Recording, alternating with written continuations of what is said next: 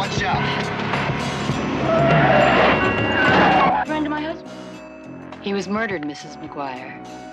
He was in the car. Where do you keep your gun, creepy?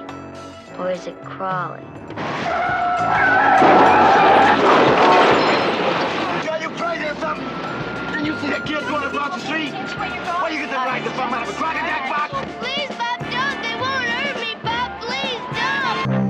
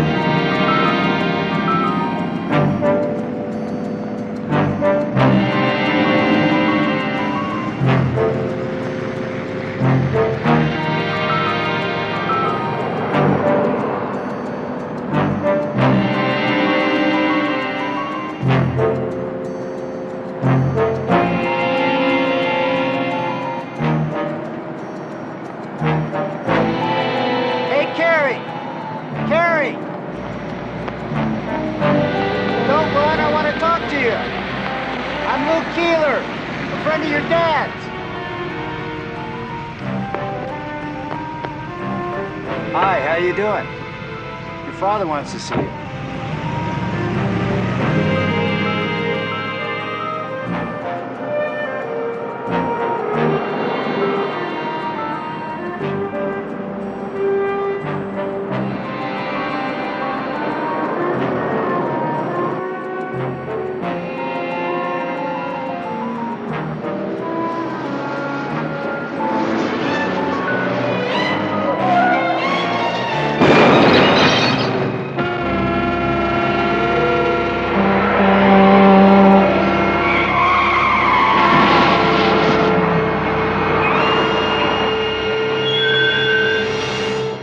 Couldn't I have finished my sandwich? No, I need your help.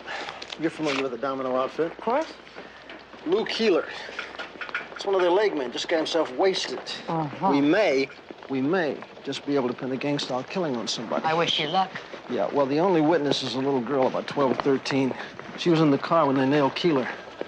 According to the department shrink, little girls open up a lot easier to women than they do to guys. You don't seem to have any trouble with big girls. Leave me alone, will you? Dear, this isn't going to hurt a bit. Says who? Where's my purse? I want my purse. All right. I'm going to have to get some help.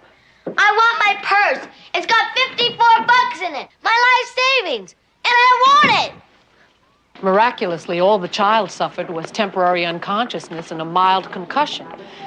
It's nothing really serious, but we want to keep her here overnight for observation and to make sure her condition doesn't develop into a more serious coma while she sleeps during the night. Well, we'll be able to talk to her. We're trying to put together a picture of what happened in the car. I have no objections. All she has is a mild headache, but you may have some trouble with her. She wouldn't even tell us her name. All we could find was Carrie written on her prayer book. Is this her purse? Yes. Looks like yours. Quite a wad for a kid. That might be her father. There's a resemblance. I think so. Yeah, Carrie. Any address? Just Our Lady of Las Brisas. Well, it's a start. Let's have a little talk with the young lady. Hello there. Who are you and what do you want? Well, I'm Sergeant Anderson, and this is Sergeant Bill Crowley. Hi, how are you? Doctors, nurses, needles, and now the fuzz. Gross, man, gross. We need to ask you a few questions about what happened. I don't remember nothing. The accident, honey. I don't remember no accident. I've been in the States. Look at my eyes. Okay, maybe you don't, but you were in one, and you're very lucky you came out of it without more injuries. Where do you keep your gun, creepy? Or is it crawling? In a holster under your jacket? Or down there near your socks? No, I usually keep it in my pantyhose. Squirt. Who was driving the car? I don't know. He picked me up. I was hitchhiking. Carrie, Carrie, who told you my name? You did. When you were in that daze of yours, you kept moaning, "My name is Carrie. Help me, help me." I'll bet. Yeah, it's true. where were you going? Downtown. The man who was driving. Did you ever see him before? You know him? Does he say I did? He's dead. Dead? We need you to help us find who killed him. His name was Luke Keeler. Does that mean anything to you? No. What about the guy who shot him? Think you could identify him? No. And if you don't quit asking me all these dumb questions, I'm going to take the fifth. Now look, I'm feeling real sick. My head is killing me. And I'd appreciate it if you were both getting lost. And on your way out, would you mind telling those dummies I want my purse back? Or I'll call a lawyer. Why did you just call the fuzz, kid? Funny. I mean, you're really right with the jokes. You want to get me out of here?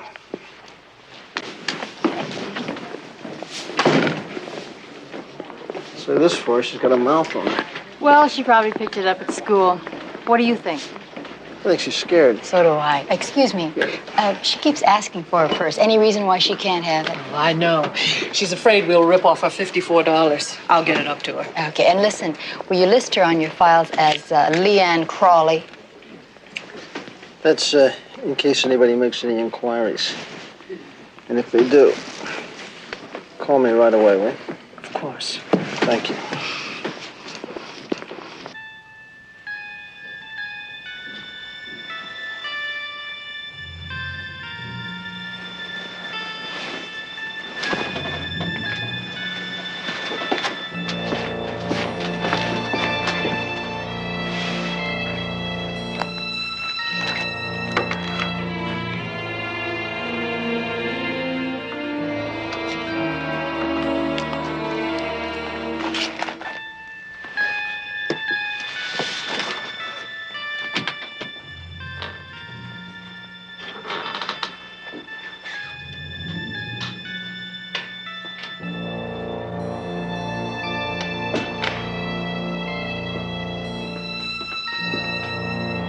I want out of here. Don't touch me. Oh, no, you don't. Back you go, miss.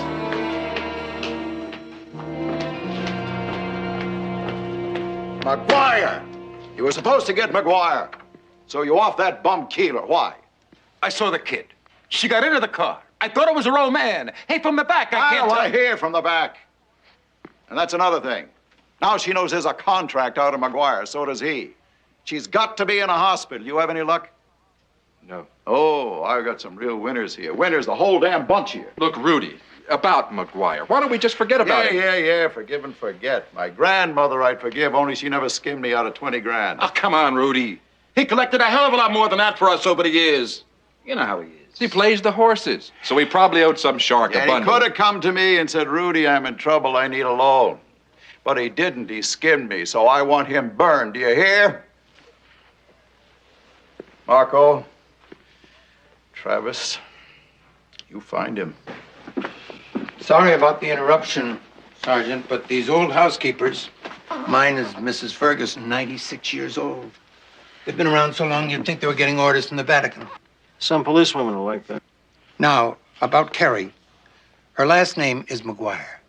You have an address on her there, sir? We have it here, 237 Winburn. But the little lady is seldom in residence, may I say? I mean, she's left home a number of times. I know she loves her father very much, but it seems that his wife... Las Brazas Rectory. Yes, they're here. Sergeant, it's for you. Thank you. Yeah. Yeah, Bill. The little kid that you saw this afternoon, she tried to split. Oh, is everything under control? Yeah, well, they have a hospital guard planted at the door. She sounds like some character. She's a real pain in the neck. Yeah, she's quite a character, Joe.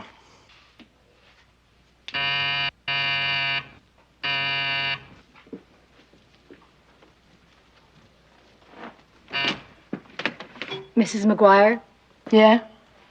do you have a daughter, Carrie? Stepdaughter. Why? We're with the police department, Mrs. McGuire. This is Sergeant Anderson. I'm Sergeant Crowley. Could we come in, please? Yeah, sure. Come on in.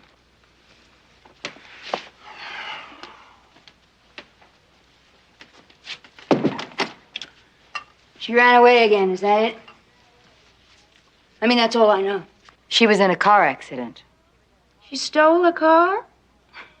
I wouldn't put it past her. I wouldn't put anything past that brat. Well, try not to worry too much. She'll be all right. Great. Now you want to bring her back here, is that the idea? No, not yet. She's still in the hospital. What hospital? Well, what is that, a secret or something? Well, to tell you the truth, I don't care. You see, I haven't been feeling well lately, and I couldn't go see her anyway. Is her father home? Him. He walked out of here 2 weeks ago. Hope the two of them find each other like they want. Leave me alone. No. Correction. The three of them. My darling husband's other darling offspring, Sean. More bad news. 20 years old and a born loser. And he lives in this house, too? About 5 minutes a week when he comes in for a handout. Mrs. McGuire, would you do me a favor, please? Take a look at this picture. Do you recognize this man? Yeah, I've seen him around. Around where? He's a friend of my husband. He was murdered, Mrs. McGuire. He was in the car with Carrie when someone took a shot at him and killed him. I knew this was going to explode into something heavy. I mean, with a kid, I haven't been the best of influences, but murder. Murder, now wait. Nobody's gonna go blaming this on me. I'm out of this. Now, keep two, don't mind. I'd like to go to bed.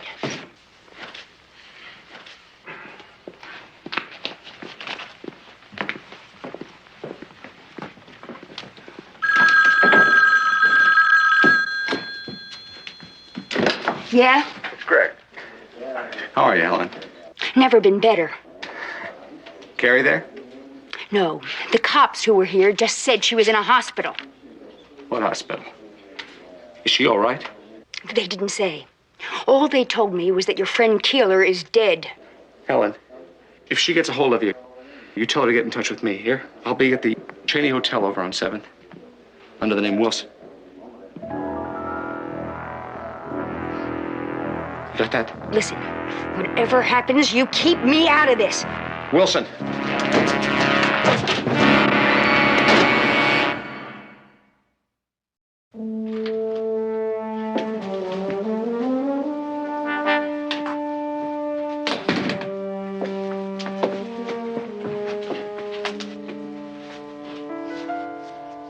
Hey, sleepyhead. Hi. Thank you for the flowers. They must have cost you, huh? Well, I sort of got him at a discount. I winked at the florist, and he threw in a few extra. They're real pretty. Thank you. So are you, Carrie. Especially when you smile. Sergeant Anderson, Pepper is my first name. don't try conning me. I'm cute, period. I say you're pretty. Carrie, last night we were talking to your stepmother, and she thinks that maybe you were trying to meet up with your father, with Lou Keeler, and... So let her think. What does she know? Or care? You know what? I hope I never have to see that gross old bag again. And you can tell her that for me. Well, maybe you won't have to. Let me tell you, I got a plan. Captain Crawley and I usually just handle murder cases, and you'd be taken care of by a juvenile. But when somebody comes along that we like, they let us take them over to some friends of ours who lost both their kids. They like to have some visitors, kids around the house again. Wouldn't be for long. Just until we find your daddy. What do you say? I don't want you to go snooping after him. Why not? I just don't want you to. Well, that's pretty stupid talk coming from a smart girl. And you're awful smart. He's obviously in trouble, and we want to help him. Don't you know that? Listen to me. When you tried to get out of here, were you trying to find your father? Or trying to make contact with him somehow? How could I? I told you. I don't know where he is. Will anyone believe that? Will you believe it? Please? Carrie, somehow I do. Question. Why would anybody want to waste time bumping off a loser like Lou Keeler? How about if they're after somebody else? This is McGuire. He's got quite a file on him. Man, he's dirty. Nothing major, but plenty long. Now, intelligence says that he's mixed up with the Dominoes. Now, he could have gotten in bad with the mob. And if they wanted him dead, what if when the hitman saw the girl get into the car, he mistook Keeler for the father? He thought the father was picking up his kid. Sure possible. And McGuire disappeared. He must have had a reason. And that would account for her not knowing where he was and having to use Keeler. I'm not so sure she didn't know where he was. But, well, maybe it's all beginning to fall together. Wouldn't it be great if we could finally get something on the Dominoes? Hey, group. Hey, Hi, you just getting back from the hospital? Yeah. How's little Sourpuss? She doesn't know where McGuire is. She doesn't? Okay. She's got a brother named Sean. You guys see if you can find him, put a tail on him. All right. All right. Meanwhile, I got a call from one of your friendlies. A little lady named Sally. She says she knows McGuire. Good old Sally came up with something, huh? She wants us to meet her at the store. Whatever that means.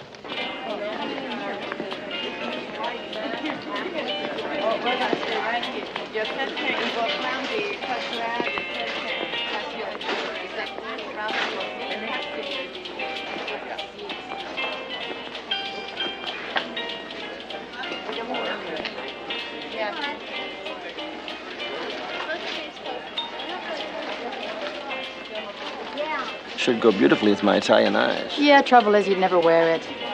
You're too conservative. No, I pity the man you end up with. You better be careful, it could be you. Miss, how much is this tie, please? 85 cents? Hi, Sally, this is Bill. Hi, yeah, we talked on the phone. How are you? You know Greg McGuire, right? Yeah, we get together about once a week or so. I mean, he's practically separated from that wife of his. Yeah, we met that wife of his. Well, then you can understand why. He's in trouble, and you know it. That's why you called us?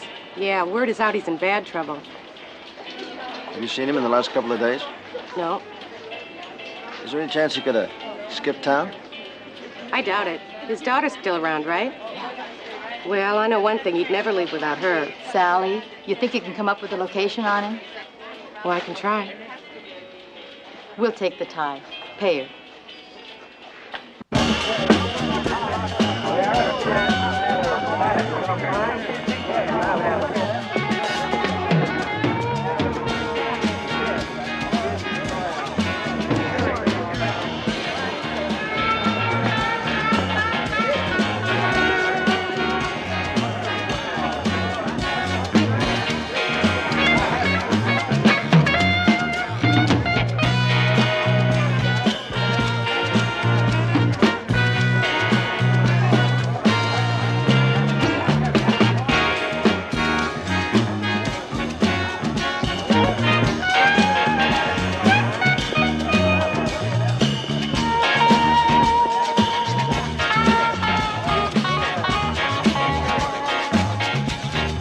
How's it going, Sean? What do you care? Come on. For me, okay. You? I heard they were after you. Then why don't you split? I have to get in touch with Carrie. I want you to find her for me and give her this. It's where she can contact me. How much do I get for my trouble? I hear you're into those guys for plenty. Well, you were always a crook. I guess I deserve that. I didn't give you much to go by, did I? I'll get some money to you soon, believe that. First, You find your sister or she gets in touch with you from a hospital, wherever, and you give her the envelope. Sean, please. Tell her I'm not deserting her.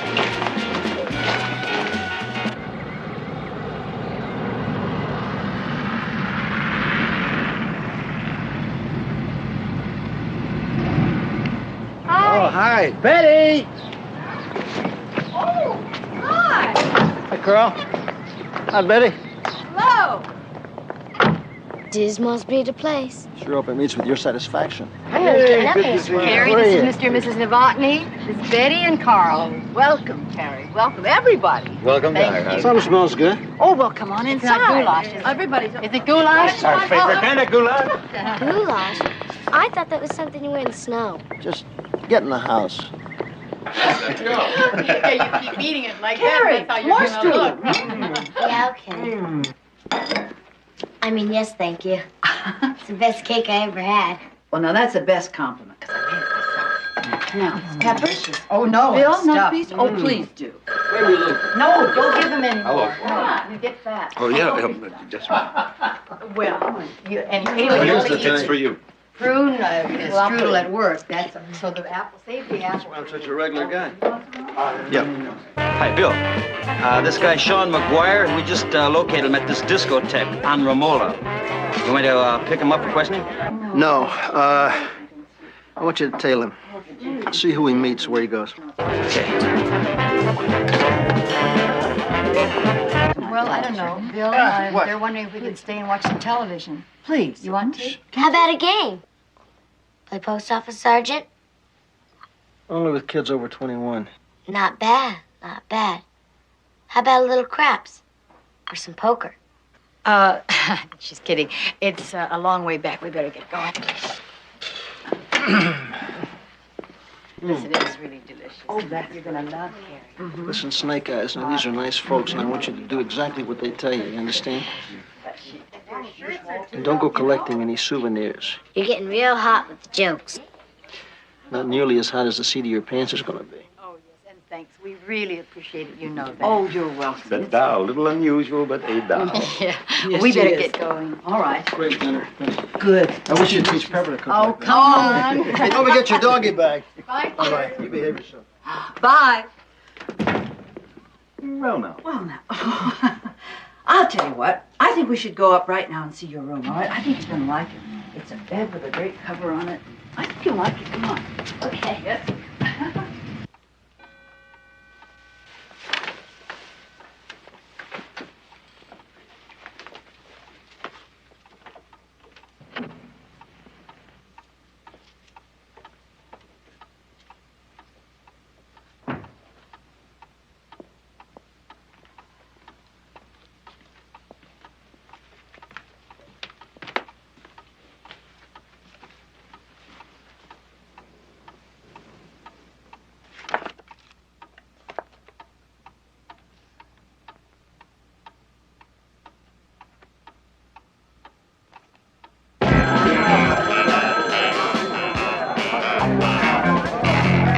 Hello, is there a Sean McGuire there?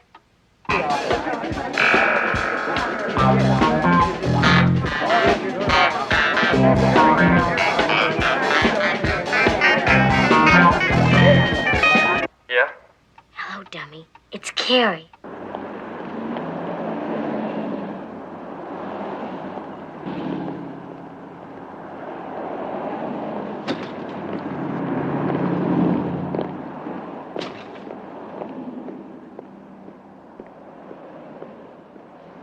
Anything for Wilson? 212.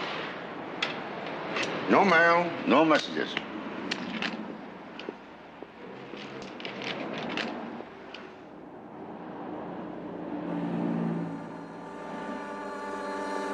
In the alley, McGuire.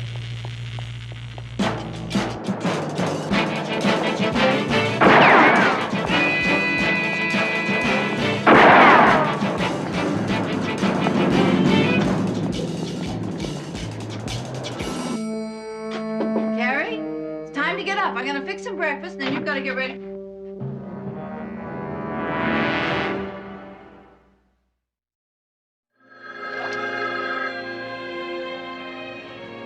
Crowley.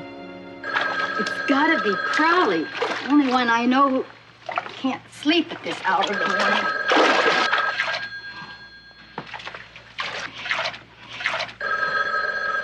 Why don't I ever use that 25-foot cord? Okay, pussycat, what do you want? Oh, Betty, excuse me. It's just that, I was, well, never mind. What is it? Well, did you look everywhere? Did you look outside? Oh, no. All right, listen, hang tight, and I'll get in touch with Crowley right away. Okay, Betty, I'll get right back to you. I'm telling you, I wasn't in the car. Let me, hey! Let me tell you. What's going on here? This isn't what you do. This came down the interview room. You came all over the building. Handcuffs off me, boy. Down the elevator shaft. This guy all the way down the elevator shaft. Yeah, any word? Yep. She's with her brother, Joe and Peter Tailingham. That poor kid. It really makes me sick. Pep, will you stop worrying? It's going to be okay. She's a 12-year-old child. How can I help but worry about her? Pepper, we're on to it. It's going to be okay, okay? Remind me to keep telling myself that.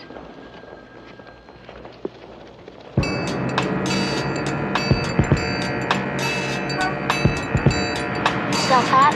I saw Pop. Where is he? I don't read other people's mail, and I couldn't care less. What are you talking about? Give me this, give to you. It's where he's staying. Well, let me get... How much you got on you? What? Bread.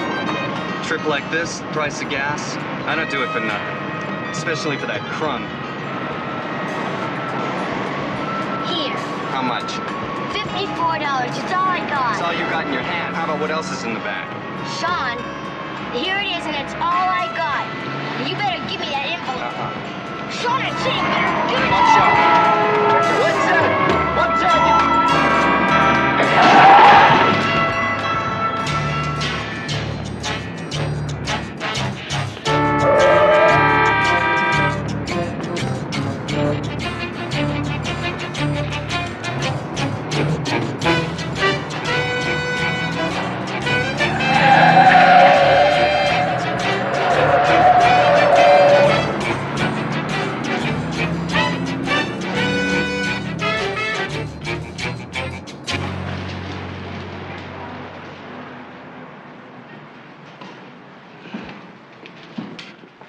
I'm looking for Mr. McGuire.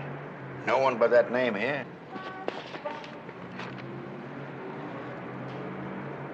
Oh, him. Oh, yeah. But he's not in now. Don't think he'll be back either. He left in a hurry. When? Oh, yesterday. He might call in, though. Is there a place where he can reach you? I'll give you my address. Here, write it on this.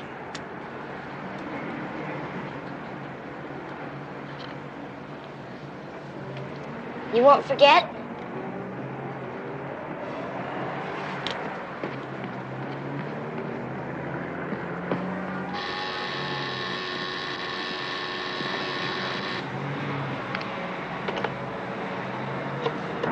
Here she comes. Yeah, come on.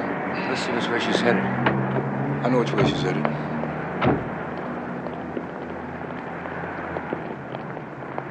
Hi, honey. Can we talk to you just for a minute? No, come here. Hey, don't worry. Oh, come on. I'm not gonna hurt you. Come on It's now. all right. Come on. It's all right, baby. It's okay. Honest, it's all right. Really. Come on. All right? We're not gonna... Atta girl. You know who we are? We're babysitters for Sergeant Anderson. You know what that is. Babysitter Royster, babysitter Styles.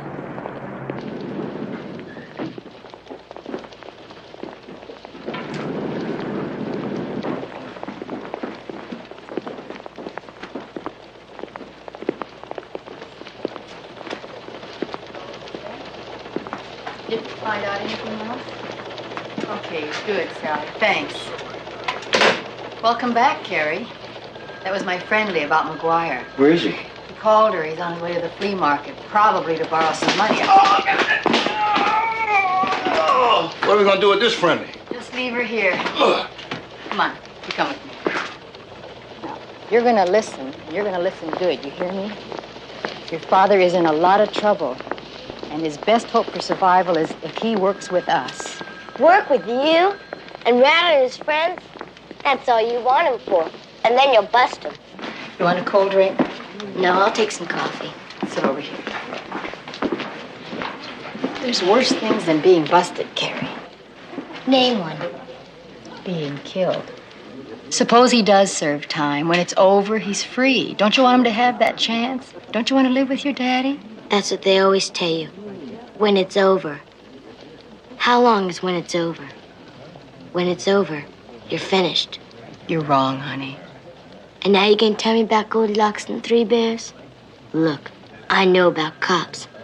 First they sweet talk you, and then wham, you're in the jug. They've got quotas. Where's my coffee? You know too much. That's your trouble. The trouble is, you know all the wrong things.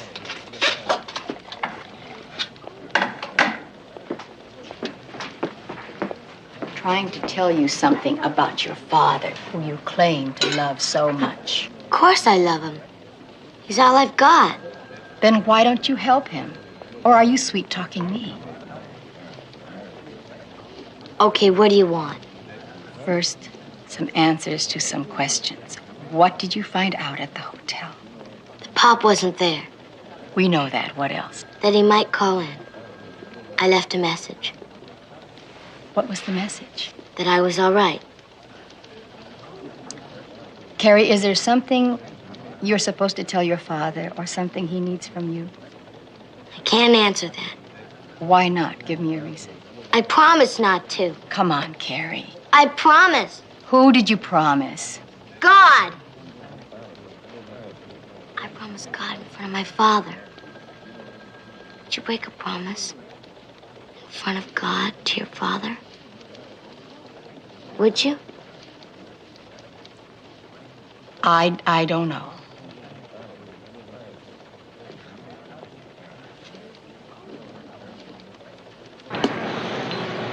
Morning. He should have come sooner. He's gone. How long ago? About an hour. Did you say where? No. This is getting to be quite a habit, isn't it? It's not going to happen again. Mm-hmm. Carrie's promised me. I really dig those Novotnys. Yeah, well, you better hope that they dig you, because that's what's going to count from now on. 12Y53 to 12Y50. 12Y50, go. We blew it at the flea market. How come? Too late. Yeah. Where are you now? I'm on Santa Fe, heading west. Just keep looking. What else can I tell you? Roger. That's just great, isn't it?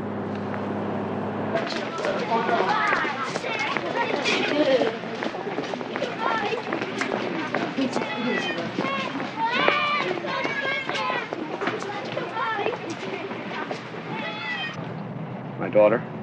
Yeah, she was in looking for you. Describe her. Oh, about 12, long blonde hair. Feisty. What did she say? Oh, she said to tell you that she'll be at the Avalon movie theater on 4th of Main. And she's gonna wait until 5. She said that. Well, I don't buy it. Try again. No dice. It wouldn't bite. Give me the address the kid left.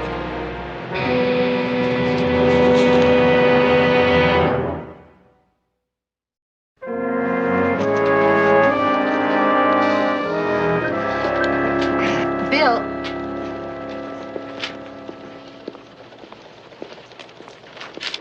Finally got a call from the flea market. Sally called back about an hour ago. What would you tell her? To tell McGuire if she sees him or talks to him that I think the DA will go easy on him if he cooperates. Can she get to him? I think so. Bill, if we can get him before the grand jury, he's got a pretty good chance, don't you think? I mean, better than most. Sergeant Anderson. It's Carrie's father, Greg McGuire. Oh, Mr. McGuire. Thank God, we've been hoping to hear from you. How's Carrie? Fine. She's worried about you, but she's okay. You know why I'm calling, don't you?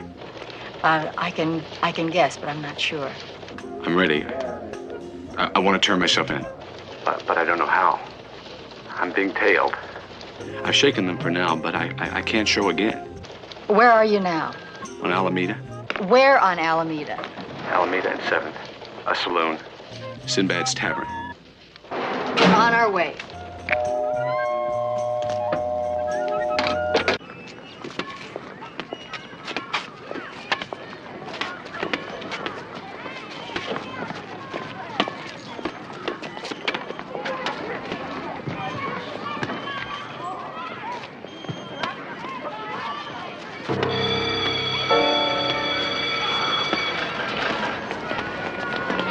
Hey, Carrie?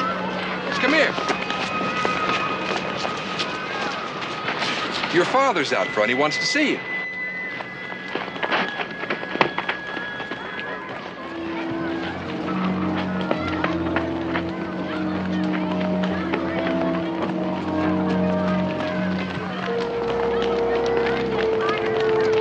Dad?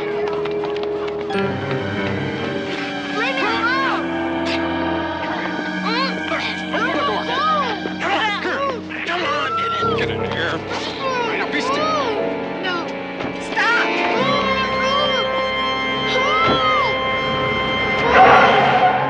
Attention all units. Kidnapping just occurred at the Maybury School, Bayard and Roselawn Avenue. Victim's name is Carrie McGuire, 12 years old, brown hair, wearing a brown shirt and blue pants. 2 male suspects, 35 to 50, wearing business suits. No further description. Suspects and victim last seen westbound on Roselawn from the school in a white over brown late model Ford sedan. It's 12Y90 from 12Y50. Repeat the suspect's description. And was there any license number obtained on the vehicle? 12Y90 to 12Y50. Suspects described only as 2 male Caucasians in business suits, approximately 35 to 50 years. A 1976 light brown Thunderbird, 108 Paul Charles Edward. 12Y50, roger. What'd you say, PCE? Yeah. Have 12Y52 head towards the school and assist in the search. We'll continue on to the bar and meet with the victim's father.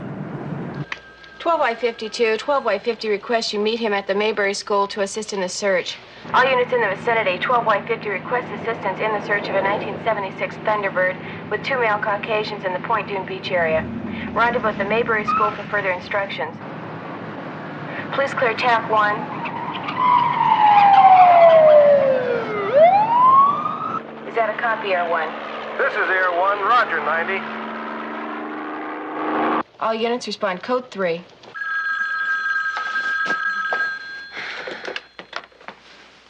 Yeah, This Greg McGuire's wife? yeah. What do you want? We picked up his daughter, Mrs. McGuire. You tell your husband if he ever expects to see her again, he's to call a certain number. He'll know what it is. Tell him he has until 6 o'clock tonight.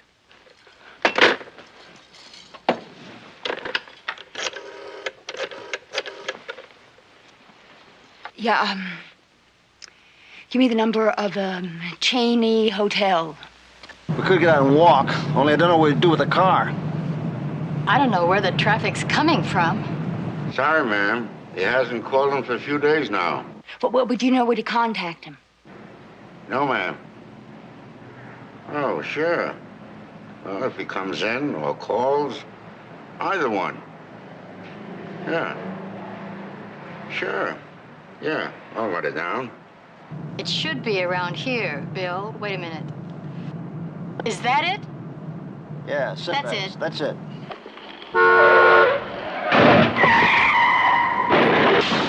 What's the matter, Joe? You crazy or something? Didn't you see that kid going across the street? What do you get the right to come out of a crocodile box? What is your problem, man? Mrs. Wilson, has my daughter been in? Well, in case she does. She won't. The kid's been picked up. You want her? You gotta call a number. Get it? Who told you this? She said she was your wife, Helen.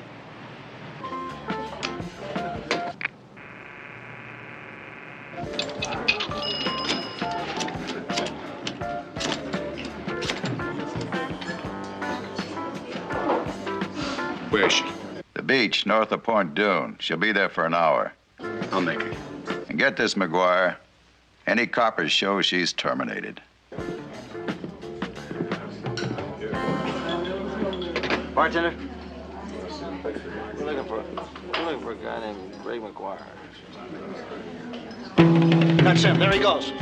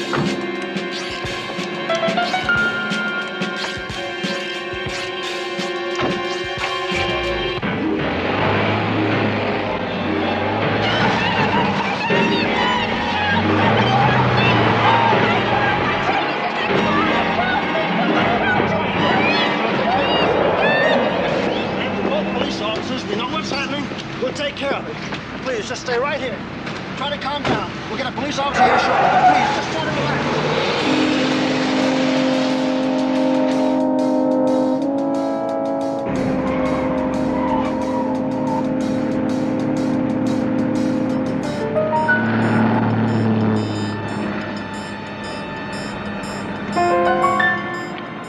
by 50. Yeah, we're in pursuit of a stolen late model white Pinto westbound on Franklin toward Western. Advise 12Y52 and request black and white units to assist us. Roger. It'll be good to see Pete and Joe. 12Y52, can you intercept 12Y50 westbound on Franklin at Normandy? That's a Roger, 90. This is 50. Can do. We'll intercept as instructed. All units in the vicinity assist in the pursuit of a white late model Pinto. Roger, this is 12Y40 in pursuit. Request Air 1 to assist 12Y50. 12Y90, this is Air 1. We're airborne. 12Y80 to 12Y50, joining Pursuit eastbound Franklin at Hoover.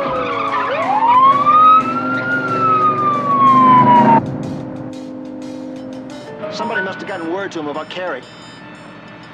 Oh, I hope not. You want me to lay back, Bill, or? Just don't cause him to have an accident.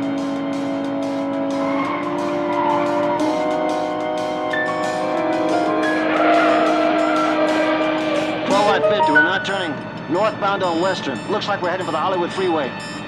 Request Air Unit to assist us. Air 1, did you copy 12Y50? Suspect in the late model white Pinto is now northbound on Western. There they are. You got him.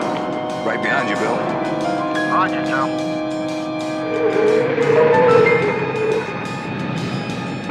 12Y50, Air 1 coming up on Western and Franklin. 50, are you in the light blue Ford with dark top? That's a Roger, Air 1.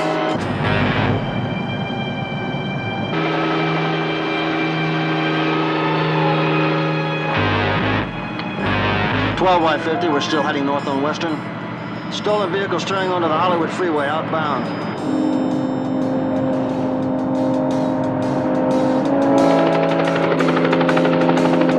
Request helicopter interceptors at junction of Ventura Freeway and Hollywood Freeway. Roger, 12Y50, rendezvous at Ventura and Hollywood Freeway.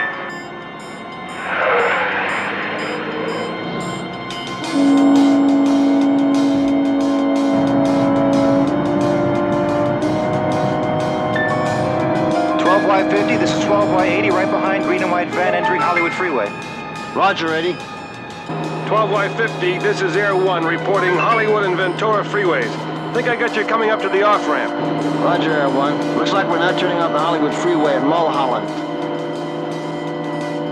Roger, 50, we got your daisy chain coming up to the off-ramp.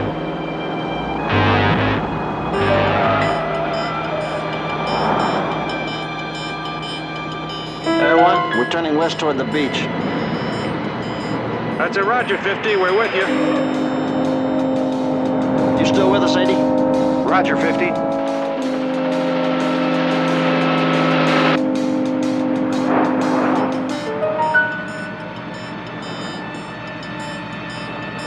.50 to all units. We're in the Topanga Tunnel. Keep it close, 80. Stay tight on 52's tail so he doesn't make us.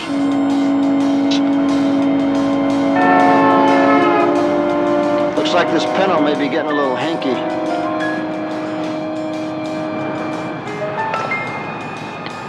Don't you think we better lay back a little, Bill? All units, we're now heading north on the Coast Highway. Damn, he may have made us. He's starting to dig out. Hang back a little, but keep him in sight. Air 1, stay with him offshore. We're gonna hang back. Oh, he's headed for the beach.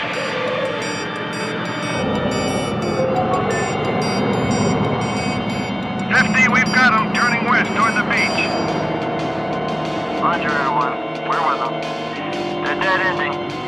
You can clear the area, Air 1, but hang by.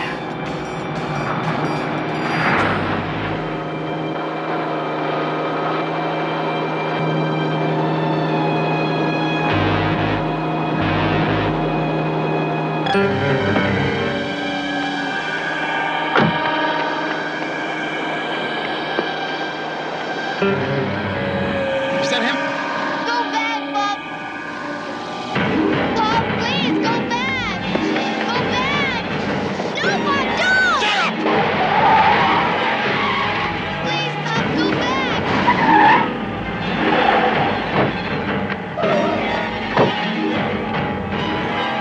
Slow down, McGuire!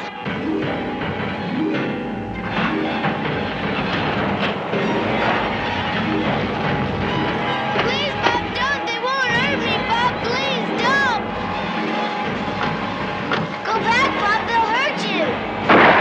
Bob! Police, freeze! Hold her right there! Bob! All right, cool it! Bob! All right, drop it. Please. Drop the gun. Drop it. Bob. Oh, Bob, please don't die. Please don't die, Bob. Go. Pick up that other gun.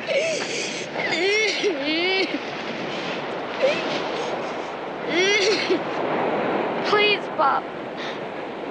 Look, it's the key. The key to the box where we kept all the money that you were going to use for us to get away with. Oh.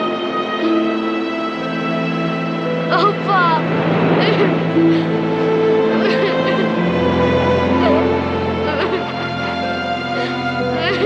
Carrie. Carrie, come on, come on. It's okay. It's okay. It's all right, sweetheart. Now, he loved you, and you loved him. Not being together doesn't make love die.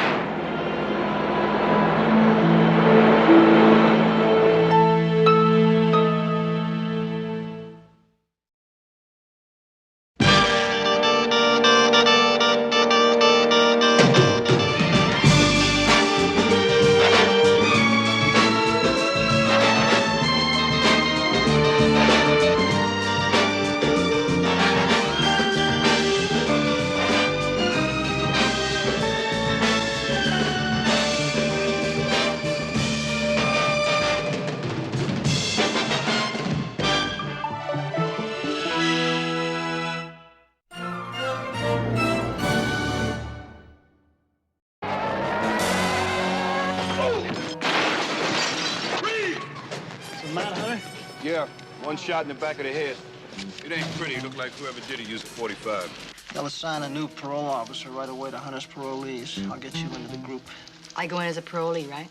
What happened to the guy I was supposed to report to? Hunter got his head blown off. What's going on? Oh, that's what we want to know. We were seen in the park. What did you tell him?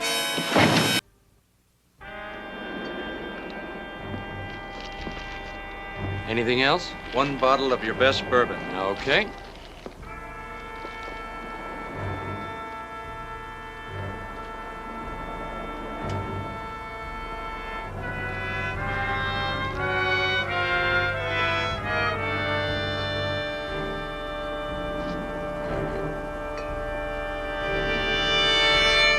Thank you. I'll put it on your account. Thank you.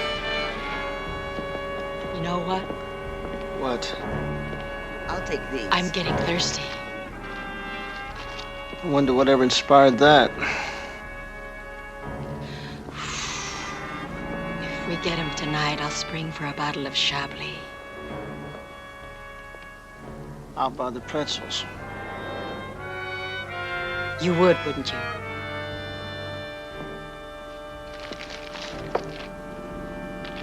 $12 Y 1 to $12 Y 50. Go ahead, 51. We just received a 211 in progress a couple of blocks away. It looks good. You want us to roll on it?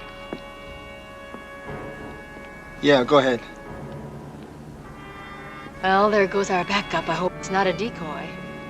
That'll be $3.87. $3.87 pennies here. Thank you.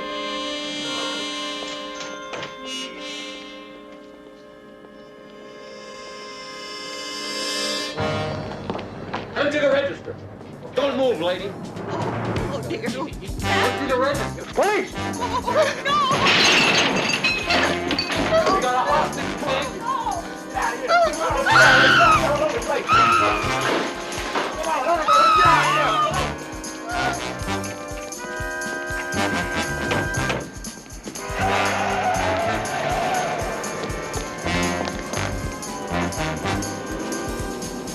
get a description of the car. Larry Bennell was driving. Who? Larry Bennell. That Marina Fur heist, he got 1 to 5. He must have made parole. They must have an address on it. Yeah. It's getting rough. Real bad. You know, Sorry, I'm late. I've been to about, 15, 20 places. Nobody wants to hire me. Why do you think they won't hire you, Mickey? Because I'm a Chicano. Well, why don't you try being black, Mickey? I mean, life is so much easier. You have to find work, Mickey. What about the job I had you set up for? What job? At the tire repair shop. I went to that place. There wasn't one Chicano there. Not one. Look, when I spend time setting up a job for you, you better give it a try. Now, you get down there first thing tomorrow.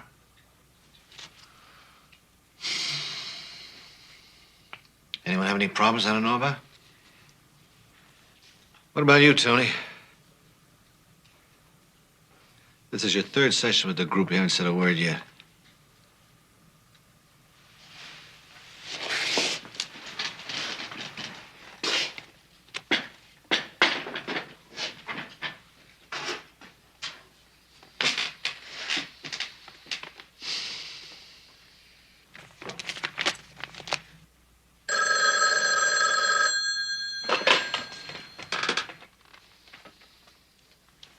Parole, Matt Hunter.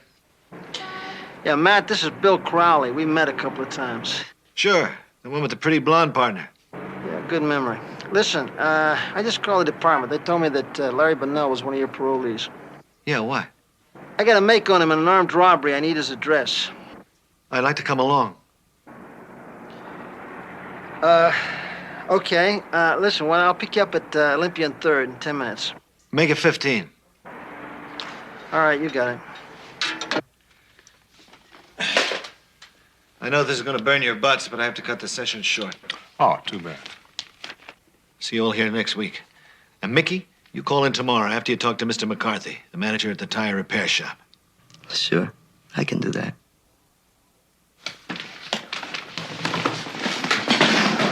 Take it easy.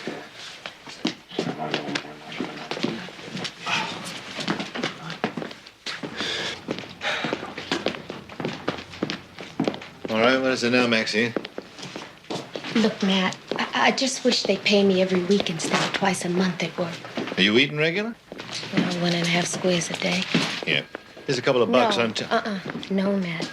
I can't take any money from you. You can give it back to me when you get paid. Yeah, as soon as I get my paycheck, every penny. Don't worry about it. Here. Just don't put yourself in a bind. Huh? You're a good dude, Matt. Thanks.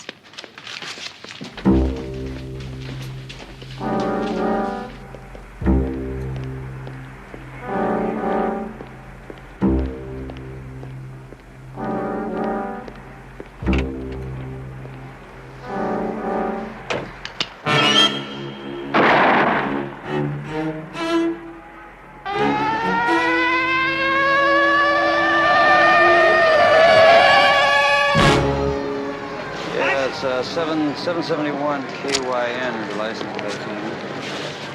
Here comes Crowley. Looked like somebody wanted him wasted. Yes, it was a parole violator who set up a vendetta. So, Matt Hunter? Yeah, one shot in the back of the head. Damn. Looks like a professional job. And there's not much left. It ain't pretty. Looks like whoever did it used a 45. This have any connection with the stakeout at the liquor store? We don't know, Pete. I made the driver, Larry Bennell, one of Hunter's parolees. Hunter was supposed to meet us to pick him up. Now we know why he didn't show. Pete, listen, I got Bennell's address here. I got it from records. He's not there set up for surveillance, okay? You guys better watch yourselves. One of Bennell's buddies ain't shy about using a shotgun. He wiped out a case of booze right near it. Really? And all the time I thought you guys were partying without us. Yeah. Yeah. We'll have to check what brand Hunter smoked.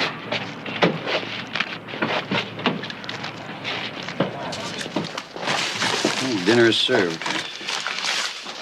Well, Hunter had been with at the department for 20 years with a constant caseload of between 40 and 50 parolees. We think we're overworked, huh? Well, I tell you something, with this list, that's what we're gonna do, is overwork. Who's the crab on white? I do. I don't believe this list.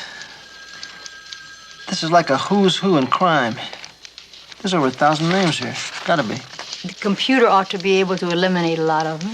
Yeah, I sent down a copy an hour ago. We should be getting a revised list at any time. I'll tell you what, though. The computer isn't going to be able to help us with his current cases. That's where you come in. They'll assign a new parole officer right away to hunt his parolees. I'll get you into the group. I go in as a parolee, right? Yeah, I'll get intelligence to work up a package. You know, new name, background, the whole shtick. Crawley. Yeah, right away. Bunnell and 2 guys just went up to his apartment. Let's go.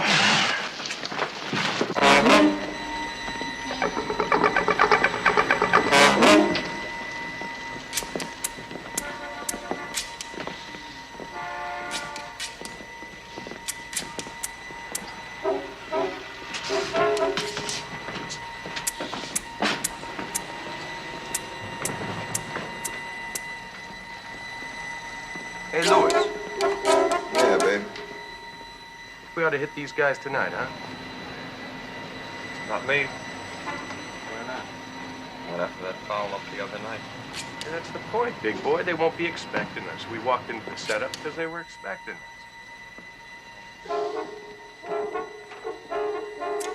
Sounds like there's at least 3 of them in there. Think you have to kick a nut in one? Let's go. Cup of coffee if you do it.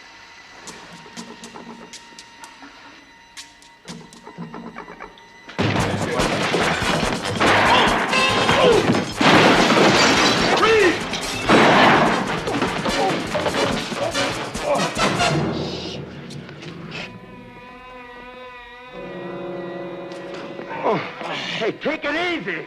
You're lucky I don't blow your brains out. Take it easy, man.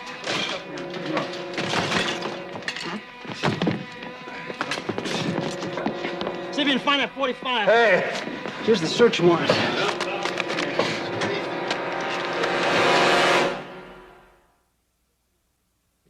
Hey, you guys, wait a second. I need an Italian painter beginning with S. Write 5 letters. Hello. You got that? My name is Eric Jorgensen. I'm your new parole officer. Listen, I would like to clear something up before we get started here. Matt Hunter was a very close personal friend of mine. Now, I don't expect you to accept me right away or to give me your confidence. I know I'm going to have to earn that.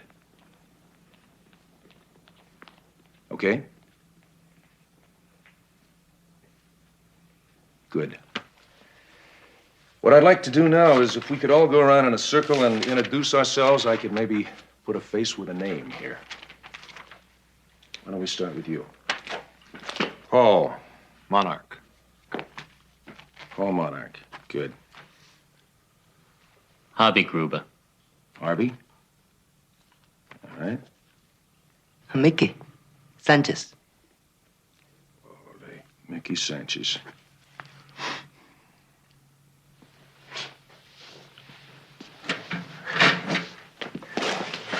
Tuncelli.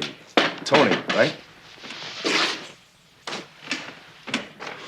He's a nice guy. Not too talkative, though.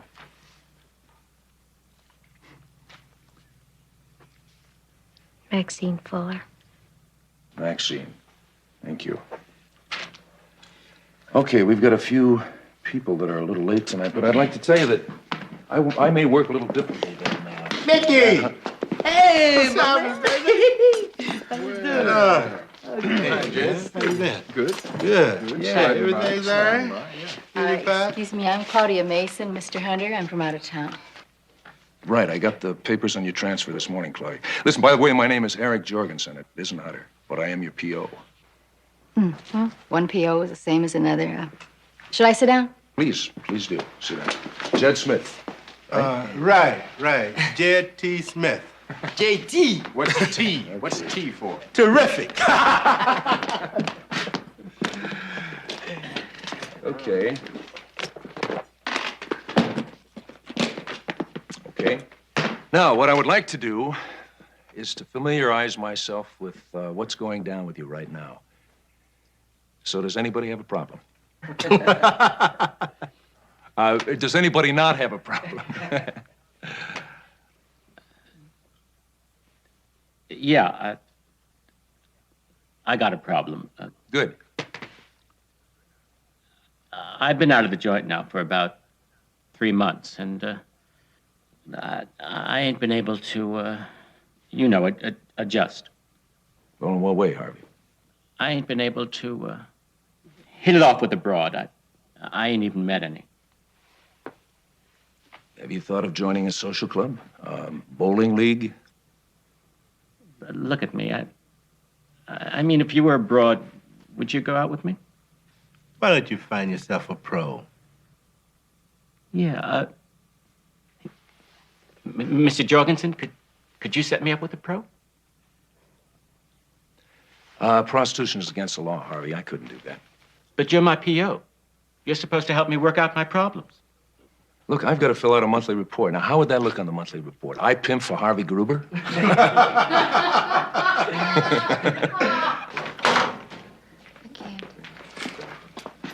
You want some? Why you want to buy me coffee? I'm new in town. I don't know anybody. Cream and sugar. Where you new in town from? Medford, Oregon. What happened to the guy I was supposed to report to? Hunter. Got his head blown off.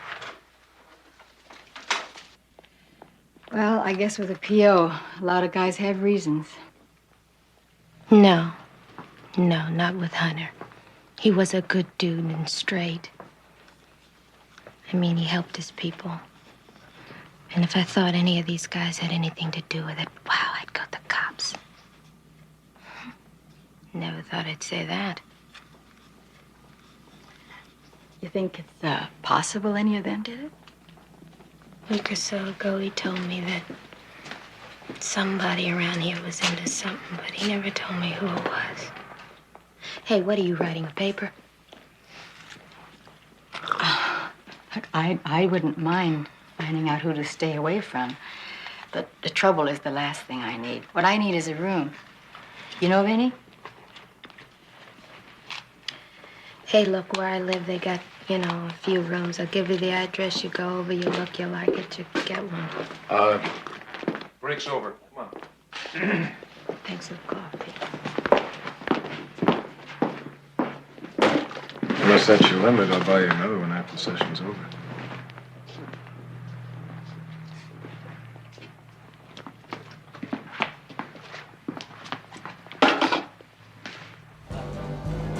So how long have you been out now? About 7 months. Hey, why don't we get married or something? Okay. Yeah, right. I hate to tell you this, but you can't afford me. How do you know? Can you? I can't say anything right now, but Hunter was a very thorough man, and he worked very hard at keeping me straight, you see. Well, he found out something that,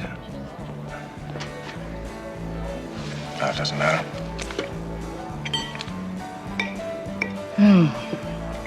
Well, I've had a long day.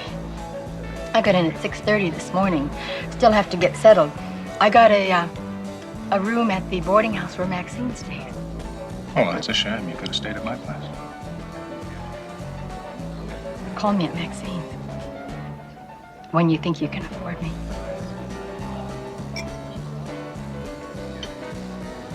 And sometimes I'd get to meet Matt's parolees.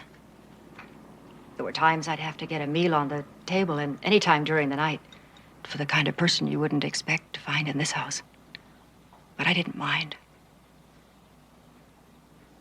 They were Matt's people, and they were always welcome. Did your dad ever talk to you about his job? At times. But I'm not around much. Since I got back from Nam, I've been stationed at Pendleton. I only get up once every 2 weeks or so. Had you seen him recently? Last weekend. Did he mention any of his people then? No, I only saw him. I guess it was at dinner on Sunday. Other than that, he was away working. Even on the weekend? Matt was deeply personally involved in his work. He used to say parole was like emptying the ocean with a spoon. But oh, what a spoonful. Well, is there anything you can think of that might help us? Yeah.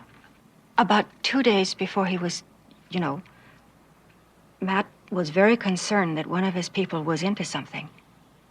But he felt sure he could prevent him from becoming more deeply involved. But he didn't say who? No, I'm sure I'd remember if he had. But it was a him. You're sure he said he could prevent him from becoming more deeply involved? Hello? Yes, definitely. Yes, he is. I'm sure it was one of the men. Sergeant, it's for you. Excuse me. Thank you. Yeah. Yeah, Joe. Oh, Pepper? Okay. We'll do that right away. Thanks a lot, Joe. Yeah, that was Joe. He said the Monarch was on the move. He may be headed over to your apartment, so maybe you better get back there, huh? Thank you. He'll explain.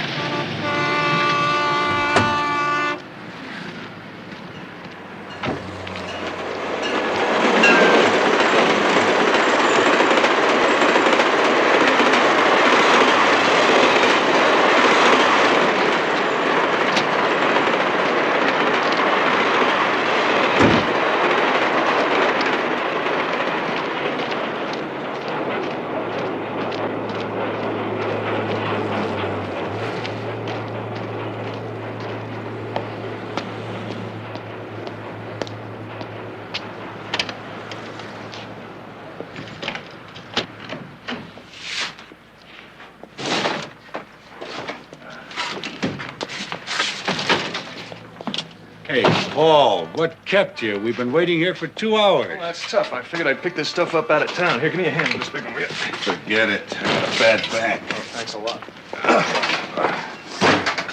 There, look out. Anyway, I figure that if we ever have to leave in a hurry or something and leave some of this stuff behind, it'll be harder to trace. That, guys, is the drill to the concrete corridor. Hey, you got the pictures. Good. Good. Better than good. That's fantastic. Looks like a nice place to spend the weekend, huh? Hey, Paul. Yeah. Red and me are worried. What about? Well, you know, Hunter could have said something to someone before he died. No, not a chance. Well, how can you be sure? Because, Red, if he had, I'd have been back in the joint by now. Yeah, that's good. I don't believe... This is what I couldn't afford, huh? Well, I just hit town yesterday. Give me a week and I'll be living at the plaza. I tell you what I'll do. In 2 weeks, you could be living at the El Presidente. In Mexico? Uh-huh. Acapulco. Yeah, I know where it is, but what I don't understand is how I could be living there. You just come with me. Tell me more. Well, I'm onto this, thing. Say, I can't tell you very much about it, but it's, big. Is that what you meant last night when you said your P.O. had found out about something? Yeah, you found out. All you have to know is that I'm on the level. You come with me to Acapulco, and you will have everything a girl could want. As a matter of fact, everything a girl could want. It's not that.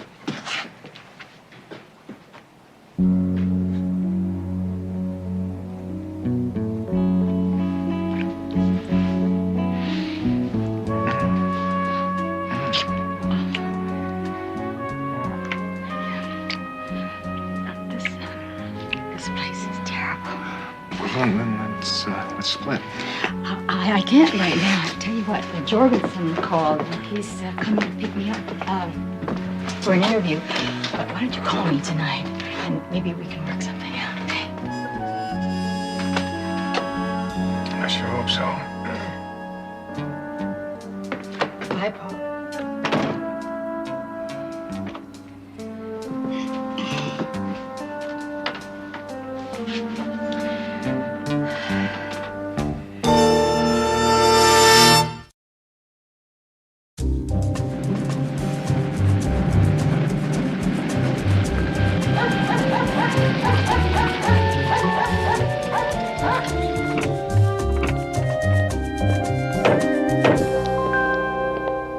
You smell something burning?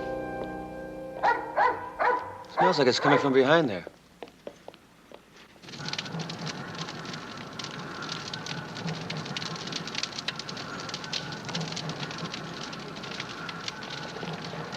What are you doing?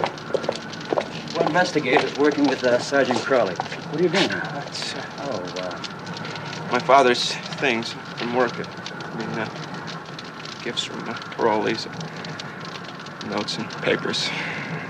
My mother said last night his job finally killed him, didn't it?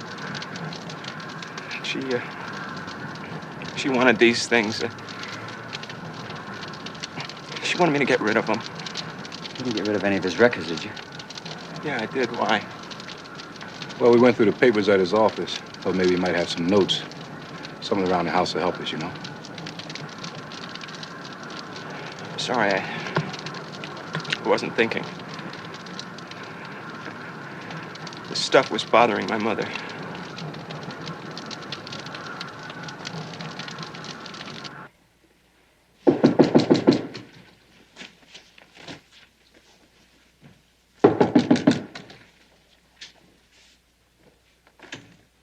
Tony? Hi, Tony. This is Sergeant Crowley and investigators Stiles and Royster. We're going to take a little look around here, if you don't mind. Hey, I didn't do anything. That's all right. Don't worry. Tony, we got an anonymous I telephone. get my money anyhow. That caller said that you killed Matt Hunter. Tell him I'm going to search him. Bill, he's a parolee. I'm his P.O. He knows what the rules are. Against the wall. You get him, you're going straight back to the slammer.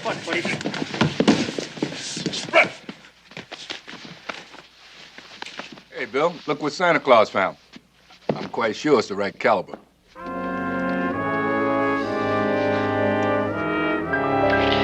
Think the gun was planted there? Huh?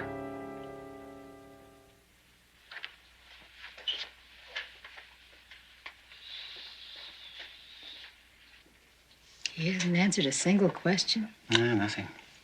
Oh, he did say something when we were bringing him in, though. He said, I never did nothing wrong in my life except kill my business partner. And I did my time for that. Come off it, will you? We got the gun. Look, man, I'm just trying to give you a break.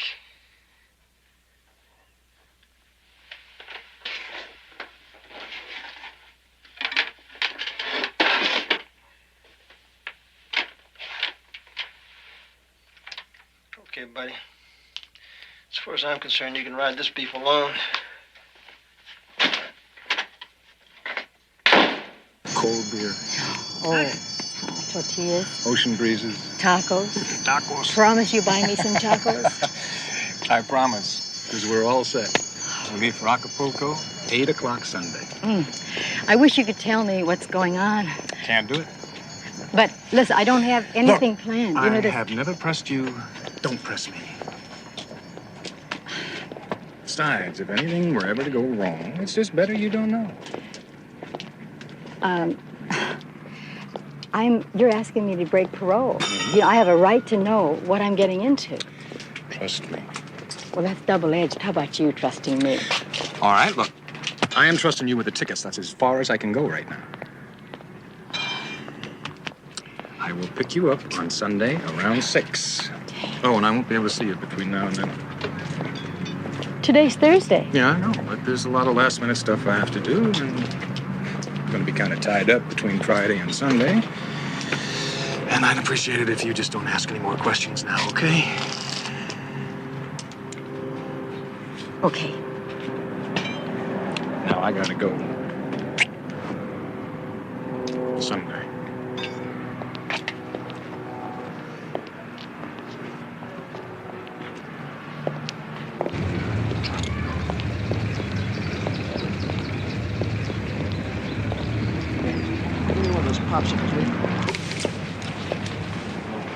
Oh, okay, thanks. How'd it go? Well, whatever it is, it's going to take from Friday to Sunday. Friday till Sunday? From late Friday. Sounds to me like it could be a bank job. That's his M.O. It's good work. Well, I know one thing for sure.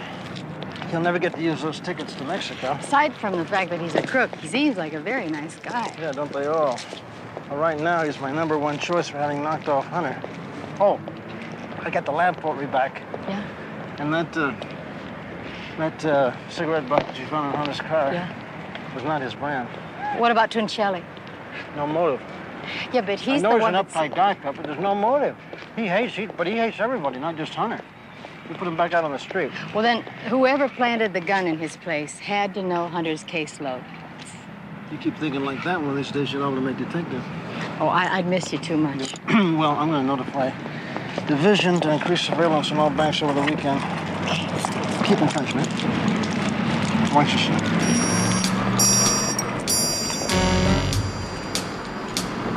Excuse me, ma'am. Excuse me, ma'am. Yeah? Could you please tell me how to get to Wilmont and St. Louis? St. Louis. Yes, St. Louis, about 2... Get in the back. Look, if I pull the trigger, this thing goes boom. Move.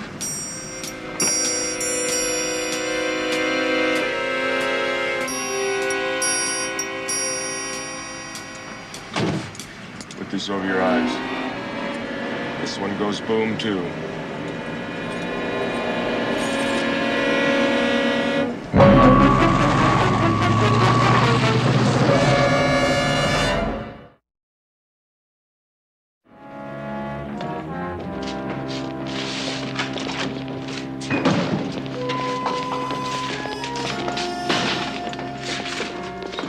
Right on in, guys. Sit down here. Easy. Take off the blindfold. Is that... Paul, is that you? Uh-huh.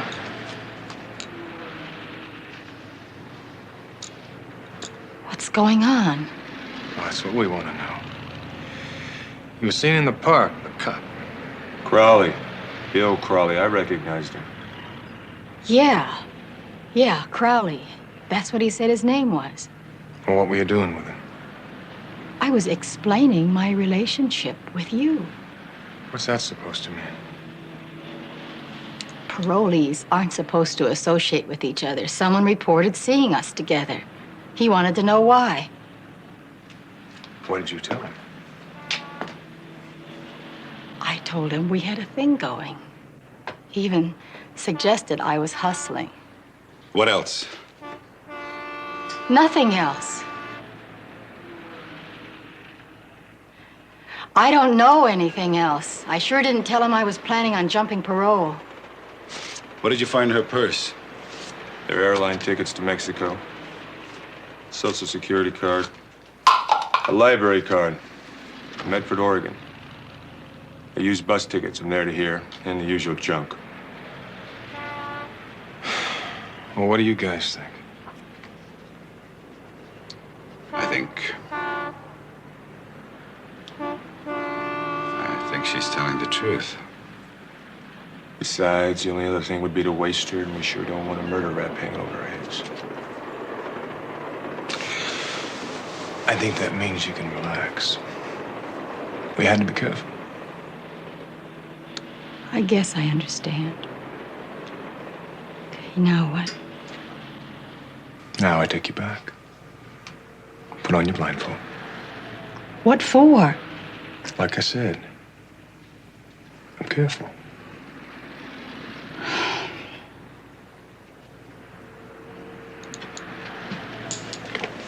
I'll help you.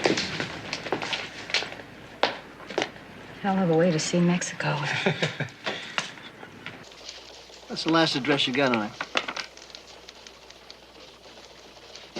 No, I'm not sure when I'm picked up.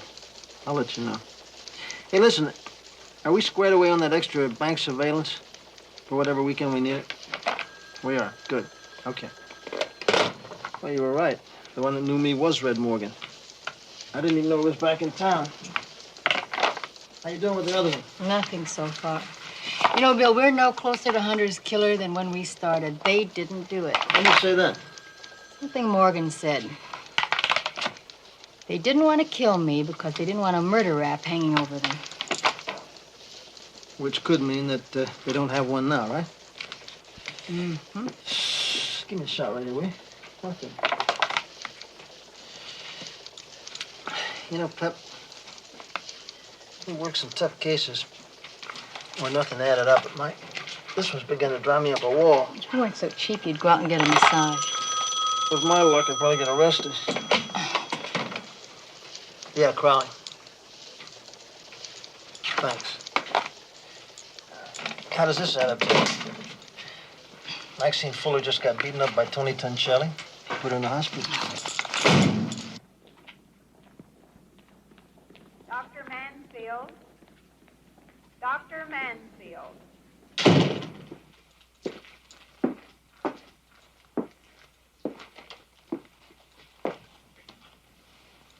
How are you doing, Maxine?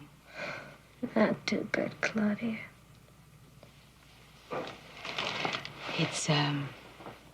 It's not Claudia.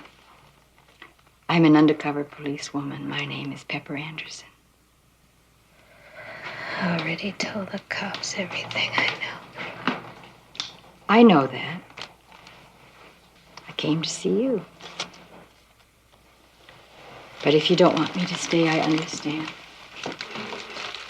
So you came to see me. What's wrong with that? Well, first off, you're a cop and I'm a parolee. And next, I'm black. Well, I don't have any trouble with either of those things, so if you do, that's your problem. I came to see Maxine Fuller, a woman who helped me find a place to stay and who I thought was becoming a friend. Dr. Norton. That was to Claudia Mason. I'm the same person.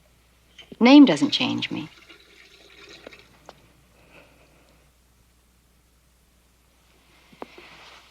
I know you told the police that Tuncelli thought you'd planted the gun and called in the tip. What we are trying to find out is why he thought that. And we're really stumped about who killed Matt Hunter.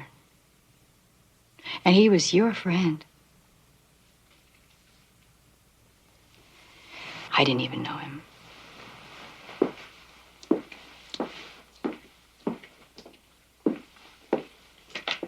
Sleep well.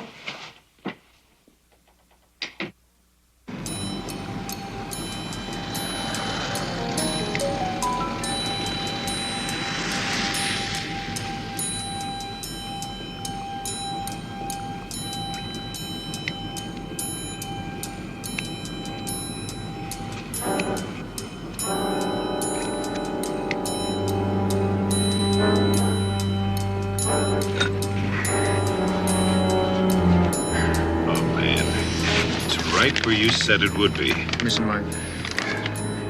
I connect the red, joint bypass to red, and apply it to ground.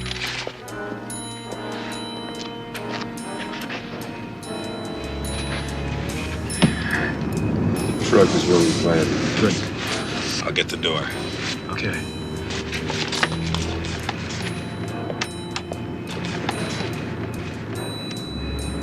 That takes care of the alarm.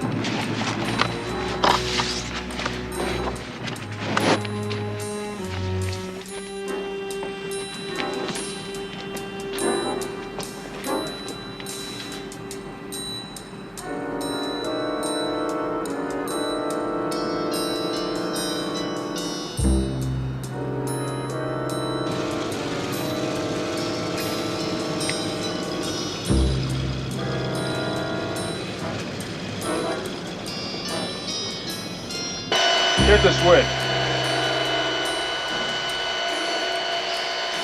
Give it the water.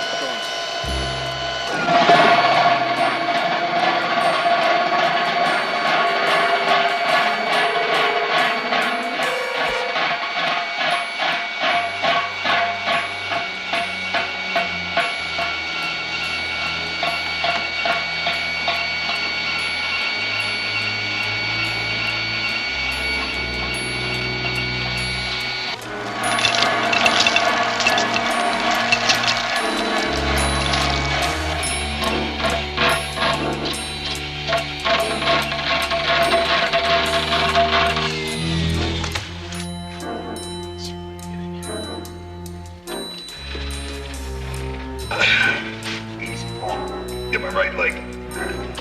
Okay. This is my crinoids.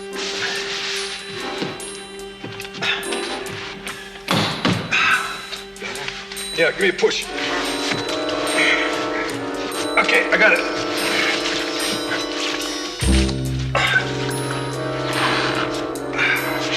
Make it. Take it easy. Okay, I got you. Make it, Ben. I told you to go on a diet, you dummy. We're gonna get a bigger machine next time. All right. I'll get the tools.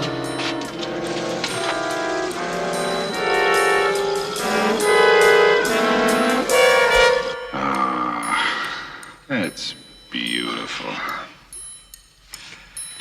This would have been worth the price of the job all by itself. That's huh? cute. That's cute. You like that? I like that, yeah. Just like open surprise packages. Well, look, what do you say we open some more, huh? Come on, let's get back to work. Yeah.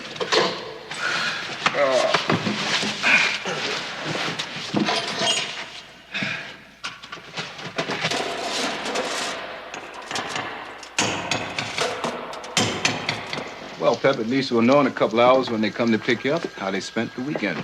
There is a possibility he may stand me up. No way. Paul laid it all out. He's very deliberate. He may decide not to take a chance. Stiles. Who? Hold the phone a minute. Bill, homicide. Crowley. Yeah. Where? Okay, we're en route. Security deposit box is in the main vault. Looks like they spent the whole weekend in there. Pep, I don't think you want to look at that. That's okay. I kind of figured. It's Monarch and Morgan and their unidentified friend. I don't suppose there was any money or jewelry from the burglary found on them, was there? No, sir, nothing at all. Looked like somebody looted the looters. Sergeant, we found these 45 shells in this empty package of cigarettes next to the car. There was nothing else except tools, chisels and drills and stuff that must belong to them. Okay, fine. Let me check out the bank. Bill, you know that cigarette we found in Hunter's car that wasn't his brand? Yeah? I think it's the same as these.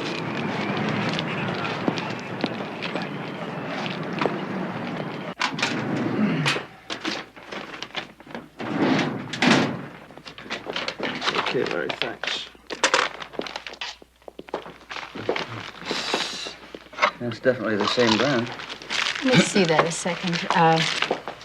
Something's odd. Isn't there... I know. Isn't there supposed to be a tax stamp on these? Sure there is. You're right, it doesn't have a tax stamp. So what does that mean?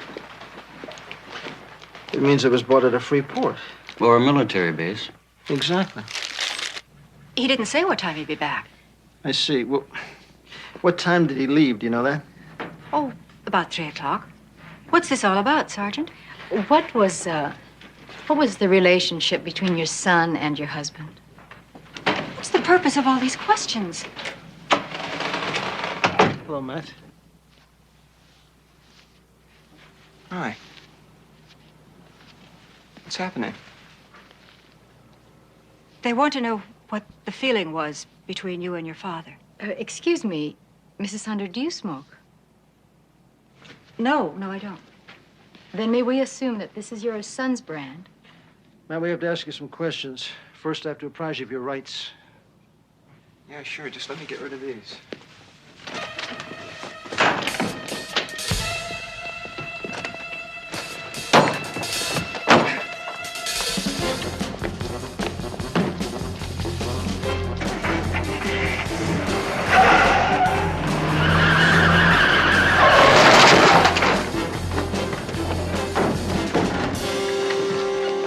You got no gun.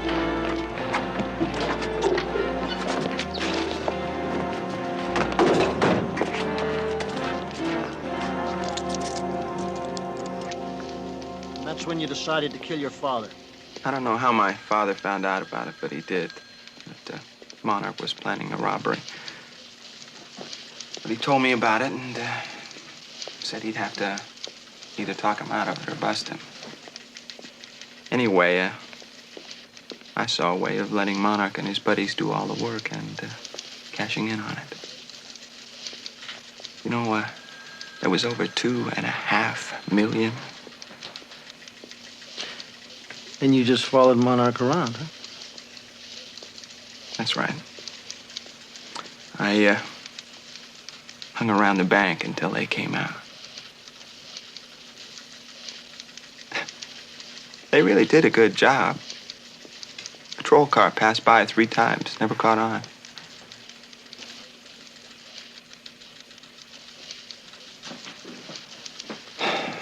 Well, that's it, I guess.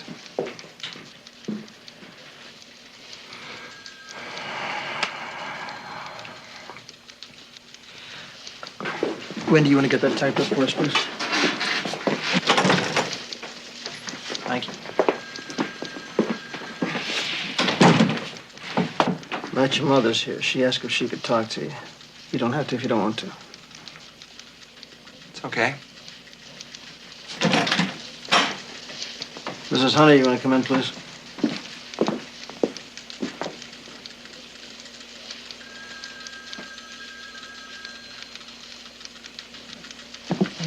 Would you like to sit down?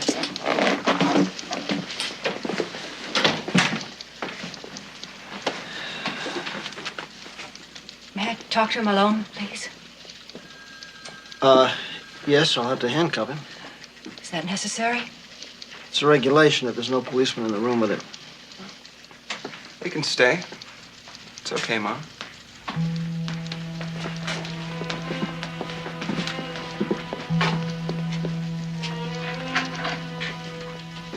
He was your father. I didn't even know him. How could I? He's always with his damn parolees. How many nights a week was he home, huh? How many times did we have dinner together? But, Matt, that was his job. Job hell. But you're forgetting all the other things he did do with you. Yeah. And always with some guy just out of prison. He never took me. Just me. There was always some car thief, some con man, some junkie, some pimp. They were always more important to him than you or me. I did it for you, too. For me? I was gonna take care of you. I was gonna make sure you had anything you wanted. All those nights you spent alone, I was gonna make them up to you. I was alone, yes, but that was my way of sharing his work, his life. It was my way of helping. I loved him.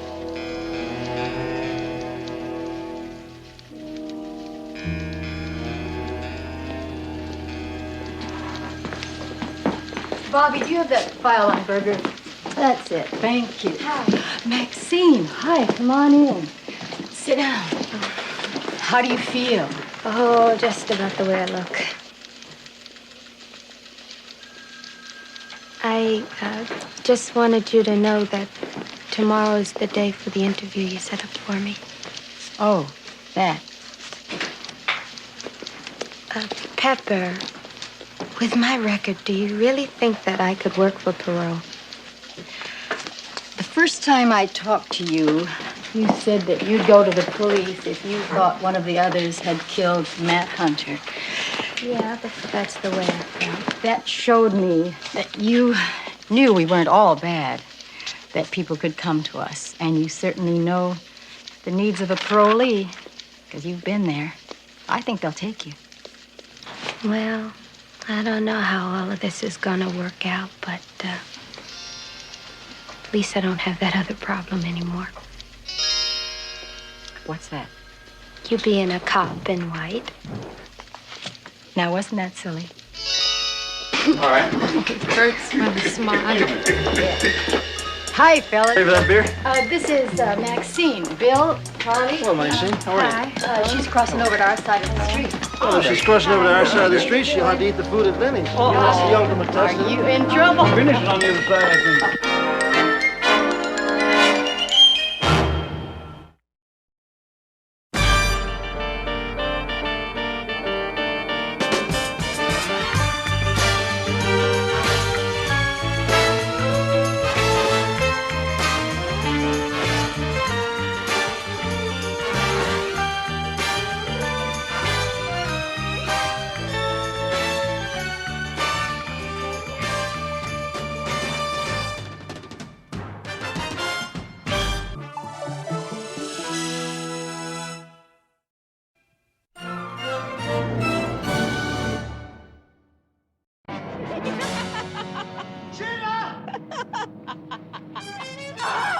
Why don't you let us help you? We want to know about your and Bettina's operation. I gotta admit, the lady is no prude. I'll even admit the lady is no lady. They have just found that lady very nude and very murdered. You're acting crazy. I didn't call me that. You know she's just like Bettina. You know that? Ah!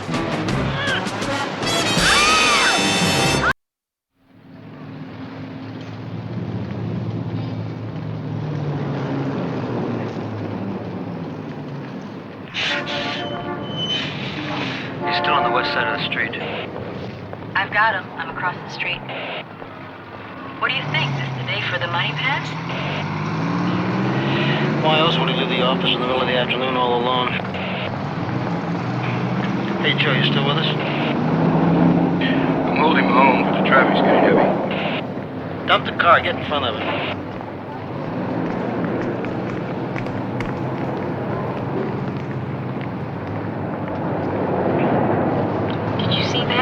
Anyone know him? Hey, Pete, shake down this other turkey. We'll stay with number one. You got it. He's still not hinky. I'm in front of it. Stay loose. Don't burn it. There he goes toward the high-rise. Pep, go around front. Why?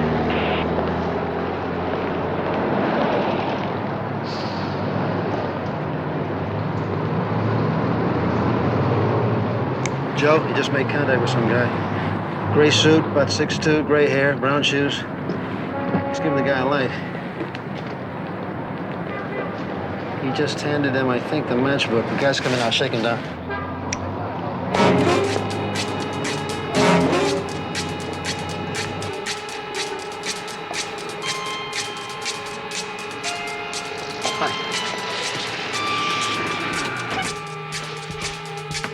Getting kind of cool out there.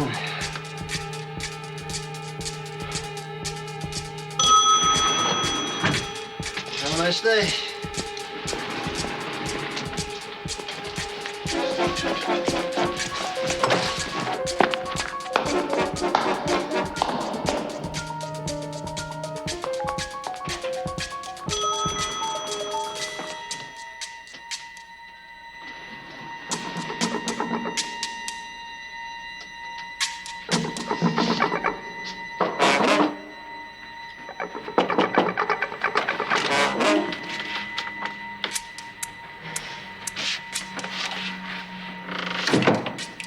I have missed you.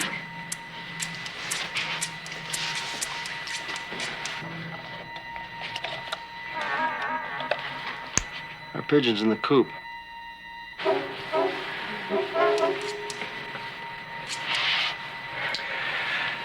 I never thought we'd get together. Why do you think that? Are you kidding? Look at you and now look at me. I must be at least twice your age, huh? Oh, Bettina. Beautiful name, beautiful girl. I think your name is beautiful, too. What, Sam? The one that says owner after the name of the company.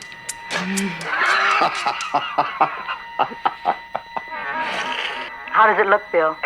Well, it looks like it's going to be a long day. Hey, Pep, tell me something. Who's in 404?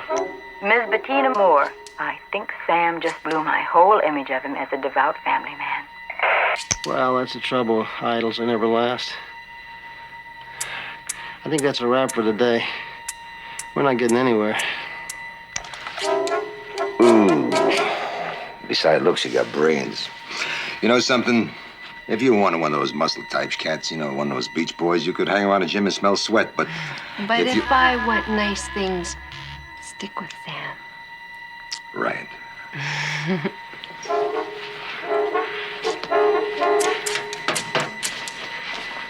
Now relax. This is going to be one afternoon you're never going to forget. Come here.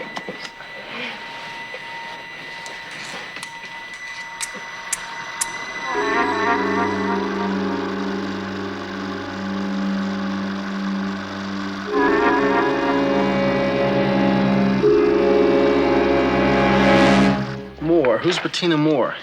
Remember that apartment we followed Loverboy to last week? Sam Corbett. They've just found that lady very nude and very murdered down at the beach. With a butcher knife? Preliminary investigation indicates she was badly beaten, too. I think we want to buy this one. I haven't touched a thing, just like the other officers told me. That's very good, Mr. Lang. Appreciate that. Listen, I think we can handle this. You don't have to hang around. Oh, I don't have anything else to do. I think I will hang around. Okay. Did Miss Moore have many visitors? At least 5 or 6 every week. And always different. Well, they obviously weren't coming up for a cooking, unless they were maraschino cherry freaks. I certainly wish you people would hurry this up. I do have a waiting list. You have a waiting list? Of course. Don't you know what's happening nowadays? Apartments are hard to come by, especially a good one like this. I've already had 4 inquiries. I don't know much about turntables, but that one looks expensive. Yeah. I know a little about clothing. I'll tell you something. This is expensive. I wonder what kind of booze she drank. Bill, something's wrong. Hmm? Something about this place that bugs me. What bugs you? I don't know. For one, nobody arranges furniture like this, all lined up like a railroad track. Tell you what it reminds me of. A high-class X-rated motel room. You would think of that. We haven't got the waterbed, but we sure got the mirrors, haven't we?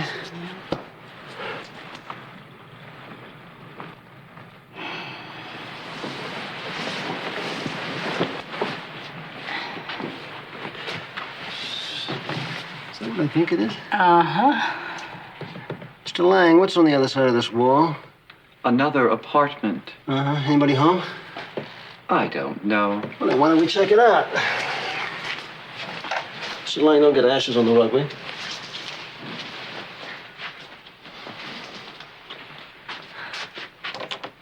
Who is this tenant? I never saw him. He pays his rent by mail, strictly cash. But he's very quiet. He never disturbs any of the tenants. Mr. Cornwell? Mr. Cornwell? Why don't you just let us in, Mr. Lang? Are you sure that I can do this? I'm sure Mr. Cornwell won't mind. Good grief. What's the matter? Oh, Looks a little like your place. thank you. Aha, bingo. Look at this.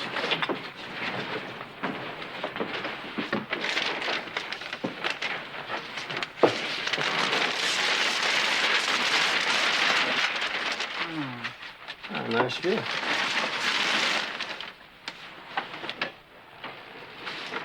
What do you think this is? I don't know. Jaws? I gotta admit, the lady is no prude. I'll even admit the lady is no lady. Wonder what other talent she's got. Joe, what'd you come up with? Nothing local. She took 3 prostitution busts in New York City. I don't know. Maybe it's my own personal vendetta. I'd like to assume that Sam Corbett's tied in with her killing. Him and the butcher knife. Yeah? Sam Corbett? That's pretty weird.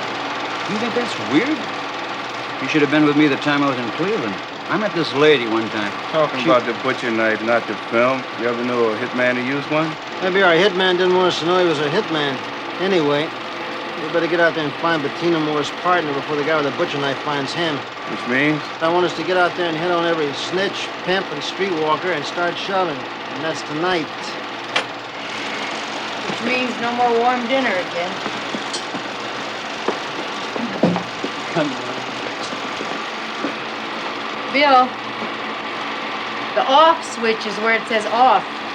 Huh?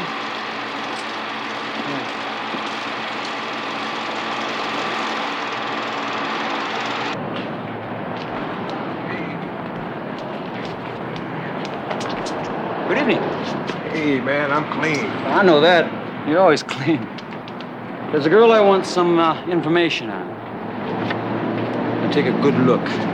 Tell me if you know her name or anything about her.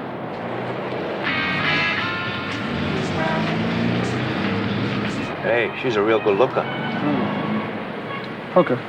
Hooker? Mm-hmm. She don't look like a hooker. Bustlers never do, do they? You ever see her before?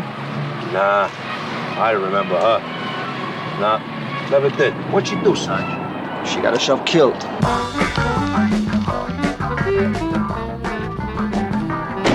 Hi, I'm Candy. I'm your hostess on your evening's trip to the pleasures of sensuality. Hello, Candy. I'm Bill. This is Pepper. I just love groovy people. You know, we have a special established especially for couples. You take credit cards? Bring it back. Oh, yes, we accept all the major... Do you have a special rate for cops? You must be kidding. Just tell Andy Benjamin that Crowley's here, okay?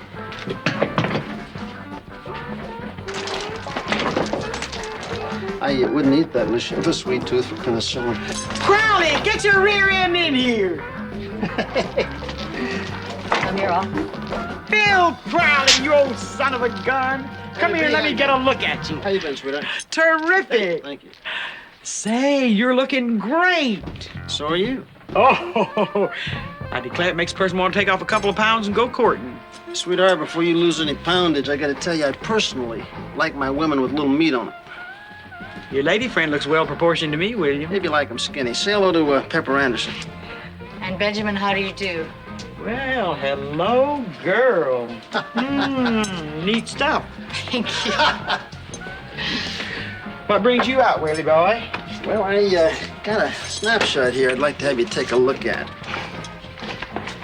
This little lady, look familiar to you? You ever seen her before? My. Popular girl. Oh? Lots of folks asking about her lately. Would one of them be Sam Corbett, by any chance? Just folks. Bettina is dead. And we know she was the front end of a shakedown team. Yeah, I need to know the guy who was the back end. William, it's a good thing you're a cop. You'd starve to death if you were out on the street. Bettina Moore's peep-eye wasn't no guy. It was a little chick named Sheila. The girl. What was Sheila's last name? And what's the winning horse in tomorrow's feature? Man, you got to do something yourself. And I don't suppose you have any idea where she is. Did I tell you I have to go for a hearing about my massage license? No, you failed to mention that. Seems one of our girls was indiscreet with one of our young customers who turned out to be one of your fellow police officers. You get my meaning? Well, I'll tell you what I'll do, Annie Benjamin.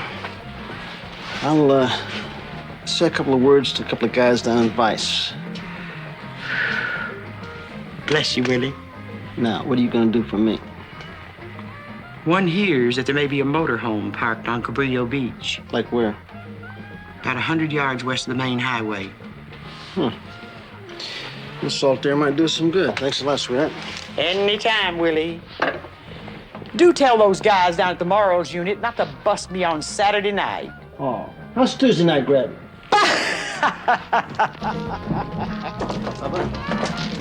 What's she got that I haven't got? A weekly physical. Candy, turn up that air conditioner. It's getting hot in here. Candy, where are you?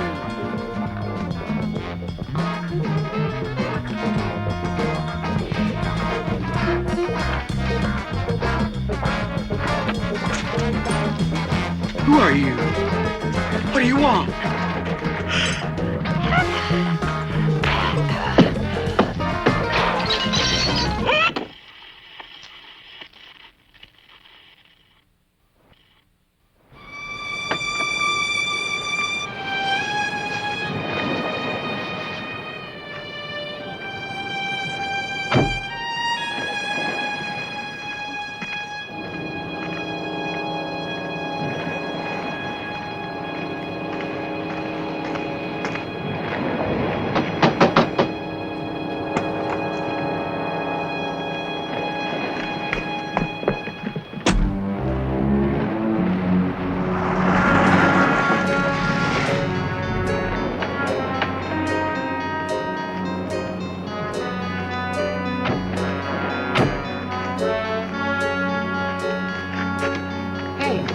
Motor's still warm. Maybe we better knock first. You're naughty, you know that? Uh-huh.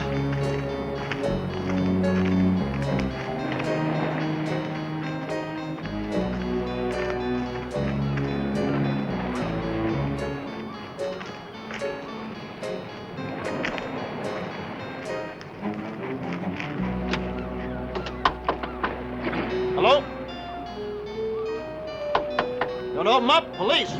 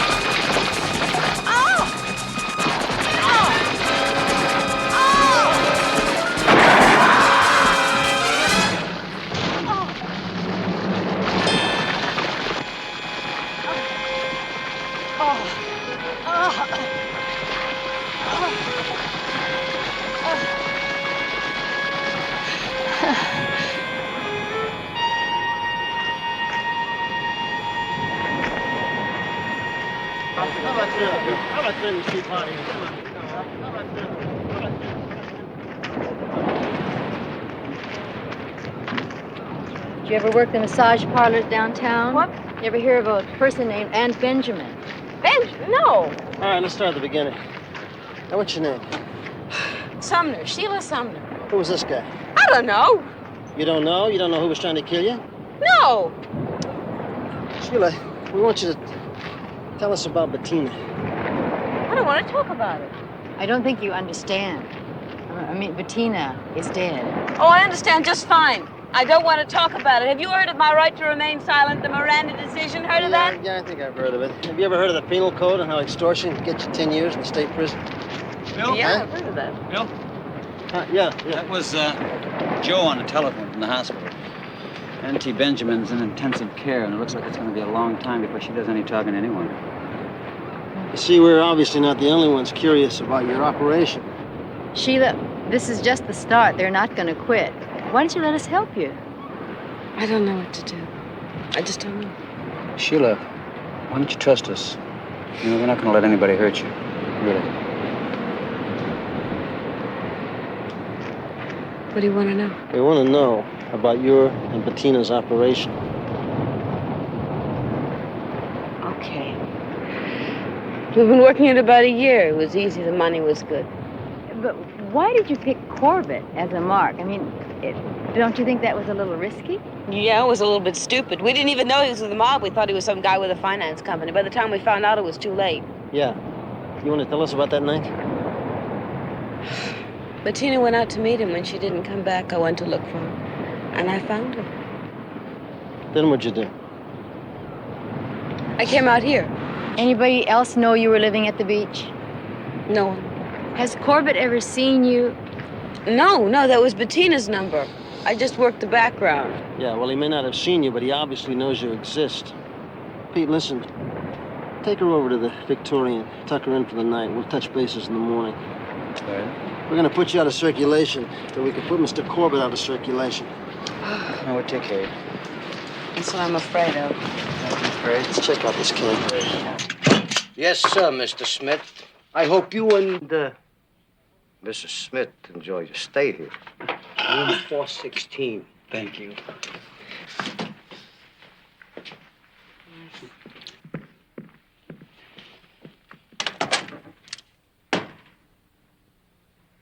Presidential suite awaits us.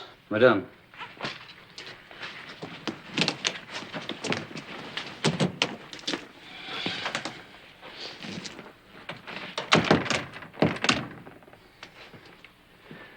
Whew.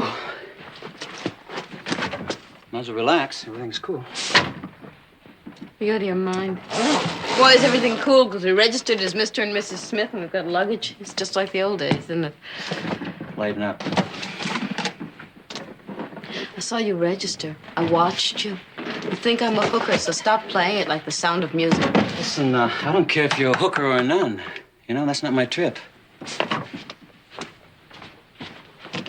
So you might as well relax. I'm a friend.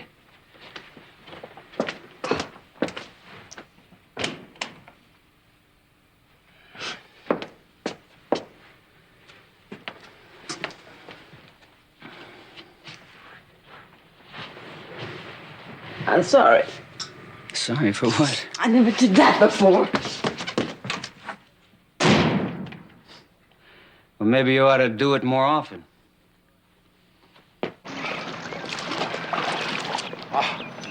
Phone, Mr. Corbett.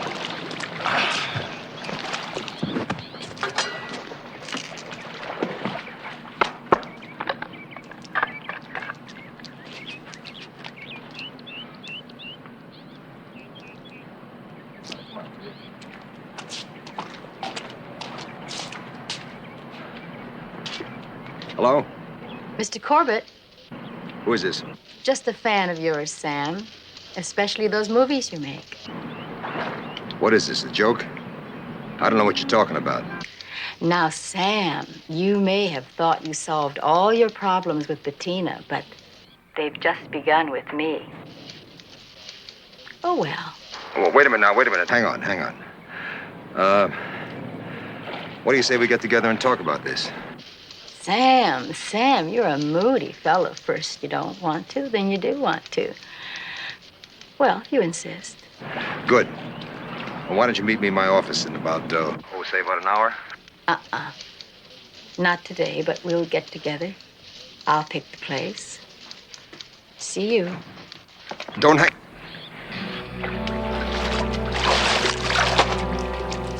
Dad, are you ready for the tennis game? Tell your mother I'll be just a few minutes. I'll meet her up at the tennis court. Is anything wrong? No. Just some business, that's all.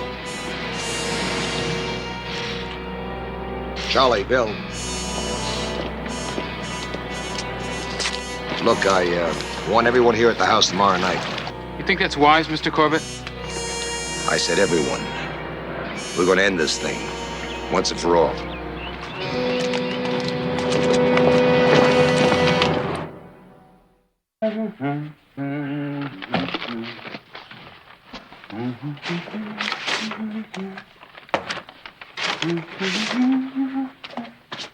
Well, good morning. Morning.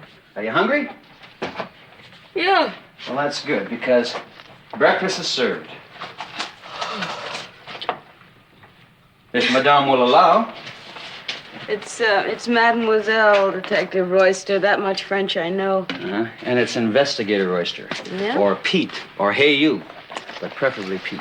Okay, Detective Royster. No. I'm not a cop, remember? We're just plain Mrs. and Mr. Smith from La Crosse, Wisconsin.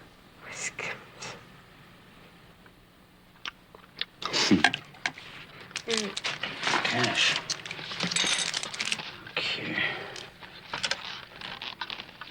You hand a wonderful cup of coffee. Sorry you slept on the couch. It's all right. It's a luxury compared to the time I was trapped in the trunk of a police car.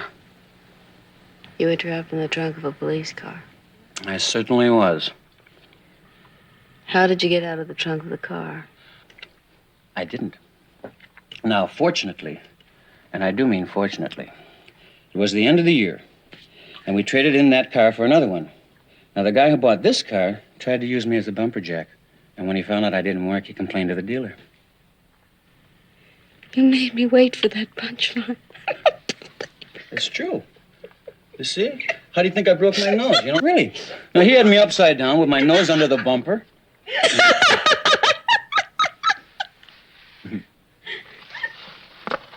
Now, if you think that's a funny one, it reminds me of the time when I was working with his hooker.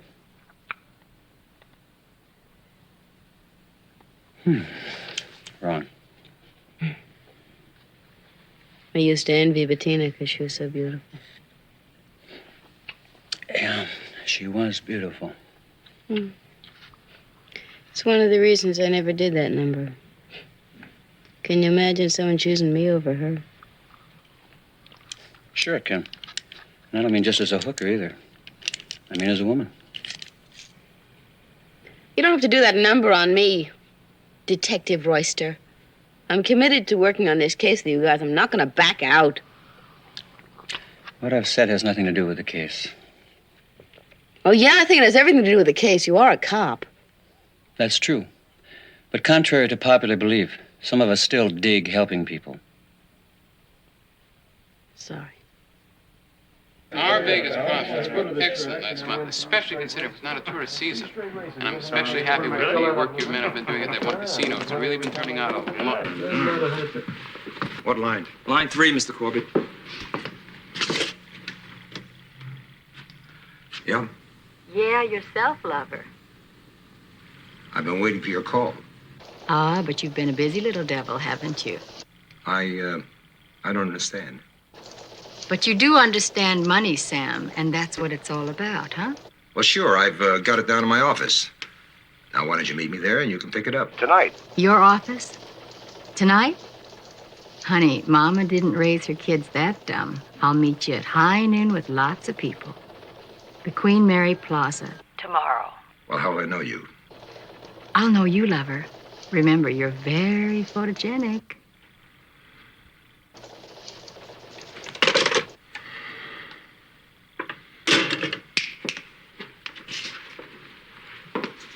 I wonder what she looks like, that chick. We don't know yet. Then find out. She's got to be hiding somewhere. All you got is a name, Sheila. It's gonna be tough.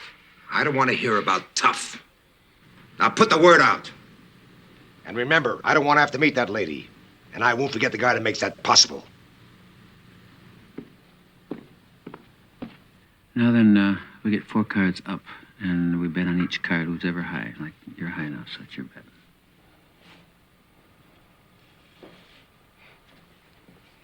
I wonder if Bettina ever thought it would end like this. It's weird. What is? We never talked about the future, either of us. It was always what happened that day. Who we met, people we talked to in the market, the weather. If it was a really nice day, she'd get rhapsodic. You really liked her a lot. I loved her. She was my friend. She was fun. I loved her. Just looking at her made me feel good. You know something? I just want you to know that I feel very good here myself, just talking with you, playing cards, whatever. Saved you the price of a ticket. I'm a plain girl. I'm not saying ugly, but I'm plain. You've been watching too much television. You're a very pretty lady. You have very beautiful eyes. And you're blind. Wrong. To me, the eyes are the most beautiful part of the body. Really. You can tell an awful lot about a person just by looking in their eyes. They're like little windows which reveal everything that's happening inside for those of us who care to take a look. And what I see is that you're a very beautiful lady. I can't handle that. Oh, really? You want more proof? All right. Royster, what are you doing? We're gonna decorate those windows. Now, you keep this door closed. I'll be back in a minute. And this is a secret between you and me now. Don't ever let Crowley know this, or I'll be walking the beat until I'm 104. And don't open the door for anyone, Except, hey, you or Pete. Hey, you? Yeah. Ain't it just my luck to get locked up with a freaky cop?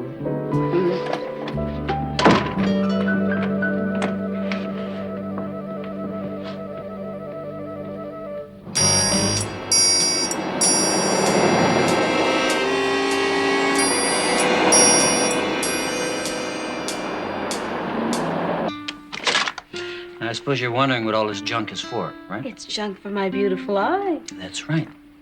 I've used that stuff before. It never did a thing for me. But that's because you didn't have an expert to help you. And hey, you is the expert. Absolutely. Listen, Sheila, this is something I've never told many people before, but a long time ago on the force, before we had ladies working with us, I had occasion to dress up like a female. Really, I was the original policewoman. Of course, my hips were a little slimmer and my legs were a little longer. Seriously, I had to dress up like a chick. With or without your mustache? It all depended on who we were trying to catch. Ah! Now, what I've learned early in the game is that the eye makeup makes all the difference, especially the shadows. Which brings me to my two favorites, Mink Brown and Foxy Silver. Now, if you want my personal opinion, and professional, Foxy Silver. I'll save the Mink Brown for me for later.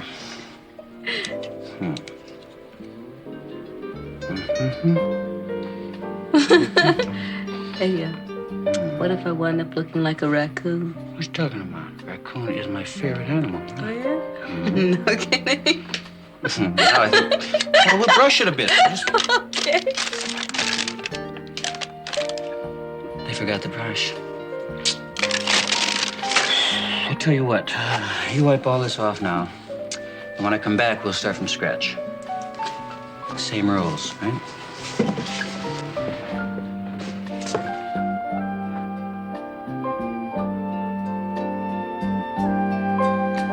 You have very beautiful eyes.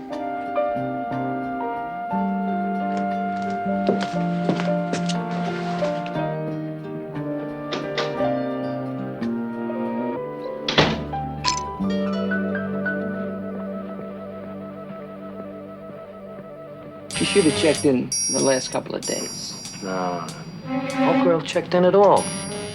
Keep your eyes open. If anybody does, let us know. Hey, wait a minute. Nothing says she has to be living alone, does it? No. Now, this couple checked in. A little blonde and this fella. He signed his name as Smith. The 14th one this week. I thought there was something phony about it. I put him up in room 416. He might have earned himself another 5.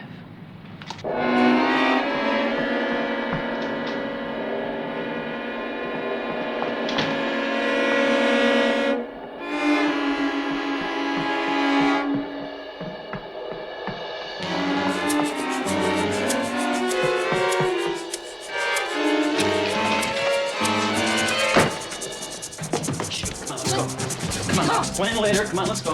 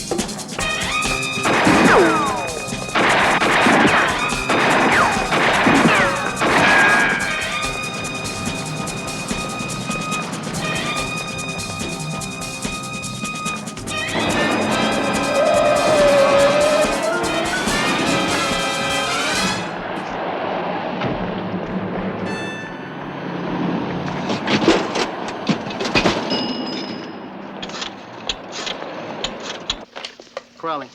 Bill, it's Pete. Yeah, Pete. Listen, we got trouble, man. A couple of Corbett's guys just showed up at the hotel. We had to split really quick. Where are you now? I'm at an outdoor phone booth on the west side. We gotta make a move really quick, man. Listen, Pete, I've been taking care of Cheever's place. Down at the beach? Yeah, I do. I've been there. Well, go again. Key's under the planter. All right. Wouldn't you know, I forgot to pack my surfboard. Pete, how's she taking it? She's fantastic. She'll do just fine. We'll catch up with you in a while. Okay, we'll be there.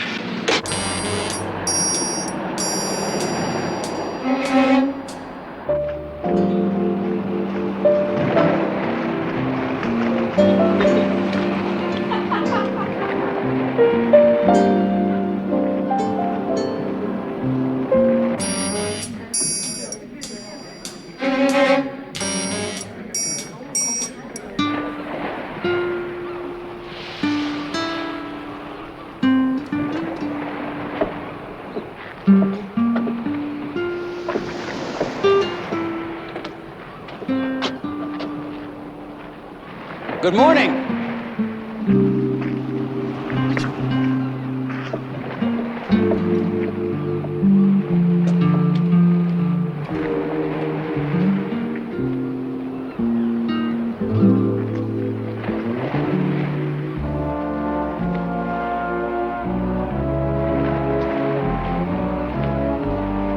How about a cup of coffee? No. Well, if you don't like my coffee, then how about some milk and cookies? You're crazy. You gotta be out of your mind. Milk and cookies. Somebody tries to kill me and you think I should go eat milk and cookies. Well, what should we do now? Should we fix up my hair and go play in the sand? Look, Sheila. I know where you're coming from, you know that. We might as well relax and try and stay calm. It's very easy for you to say.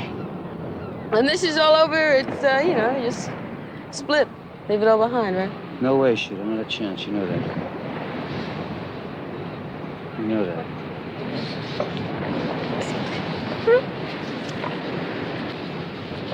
It's all right. Pete? Oh. Finally made it. Bill. Hi, Pep. How's it going? All right. How you feeling, Sheila? She's a little uptight, understandably. But you feeling better, huh? She'll be all right, Bill. Yeah, well, I brought a couple of mug shots here, a couple of mug books. Why don't you take a look at it and see if you recognize any guys you may have seen around the apartment? Oh, come on, Bill. I just told you she was a little uptight. I heard you, Pete. I know, but does she have to do it right now? Yes, she has to do it right now. Do you mind? I tell you something else. I'd like to hear her voice when I ask her a question. Is that all right with you, Investigator Royster? Pete, why don't you and I go look for some puka shells, okay? I guess that was a little out of line, huh? Yeah, Lil. Just like I have been, and Bill, and Joe. You're entitled, once in a while. I really like her, you know what I mean, Pep? I noticed. You know, I can't even get my own life straight, much less give anybody else advice, but try to remember, she's still got to face those extortion charges. I know. None of those. Nothing, huh? What about over here? No. Huh? That's it. Okay, Pep, let's go. Yeah, in a minute. We better get moving. We haven't got much time. If I'm going to meet with Corbett, I'm going to take along a little insurance. Okay? Okay, let's go. Thanks, Sheila. See you, Pete. Bill?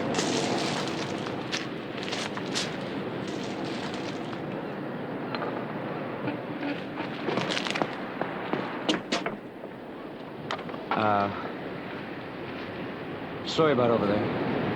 Never mind, Pete. Everybody's a little uptight. Yeah, no, I really mean it, though. Hey, it's forgotten, okay?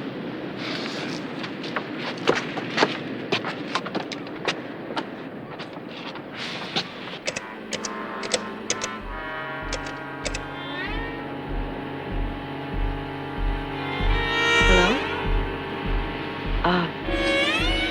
Hello, I want to talk to Mr. Corbett. Corbett, Mr. Corbett.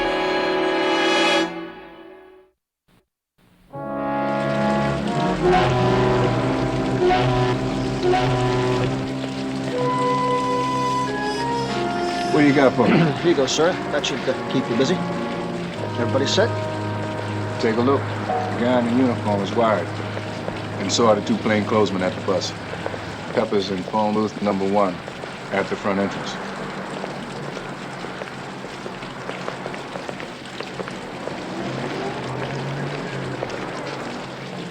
Okay, guys, here I come. All units, officers approaching the subject. Look alive, guys. Here comes the spider. Looking like a lamb. Hello, lover.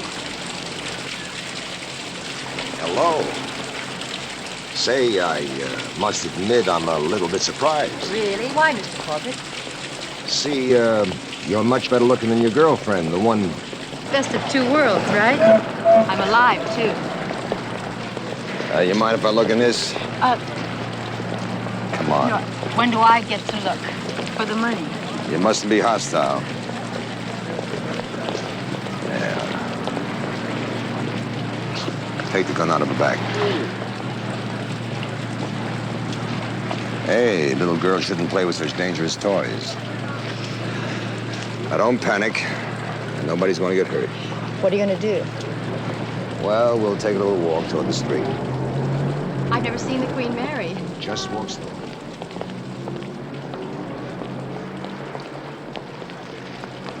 That's it. Right over here. That ought to do it. Got it. That's it. Hey, my glasses. Somebody give me my glasses, will Somebody you? get his glasses. I'm telling you, I wasn't going to kill her. No, you were just going to take Sergeant Anderson here on a nice, quiet little ride, huh? Like, Bettina Moore? Hey, wait a minute. I had nothing to do with killing that chick. What was that, Sam? Was that an accident? What was it? Well, this broad, this Moore, she suckers me up to her apartment. She pulls this number on me, takes this film, and then she tries to shake me down. Oh, I was mad. I wanted to kill her. I admit it. I sent out a couple of guys to... You sent out a couple of guys to... For what? Well, you know, to try to talk her out of it, to get the film back, okay? But they never found her. I mean, before they did, we heard she was dead. Oh, come on, Sam. You expect us to believe that? You can believe whatever you want. I'm telling you the truth. Mr. Corbett, how did you know where my gun was? I got a call. Party said you were going to rip me off, but she had no intention of handing over the film. Did this guy also tell you where a gun was? What do you mean, guy? It was abroad.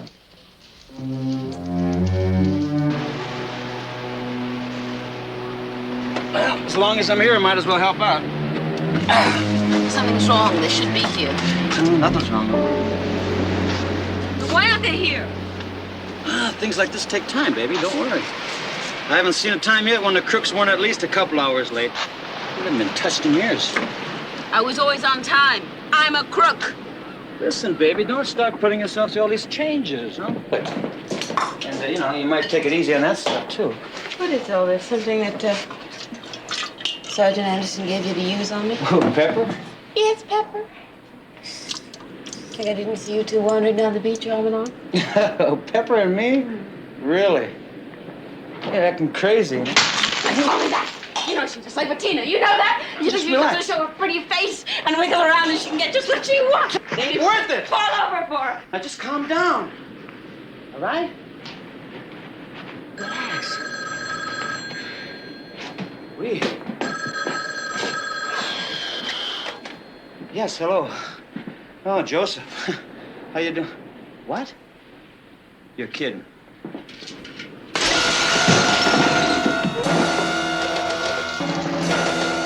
Hey, Pete. 12-52 to 51. This is 51. Go ahead. Trouble. Pete was cut off in mid-transmission. We'll keep trying.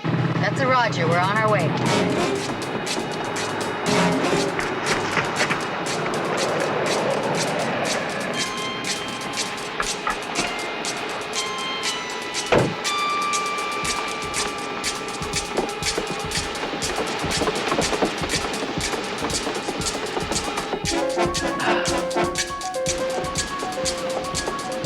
Take the front of the house.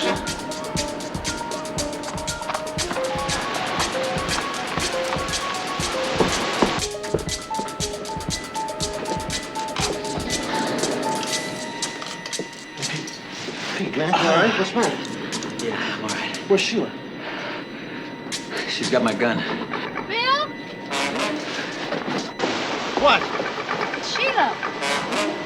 She's heading toward the pipe. She's got Pete's gun.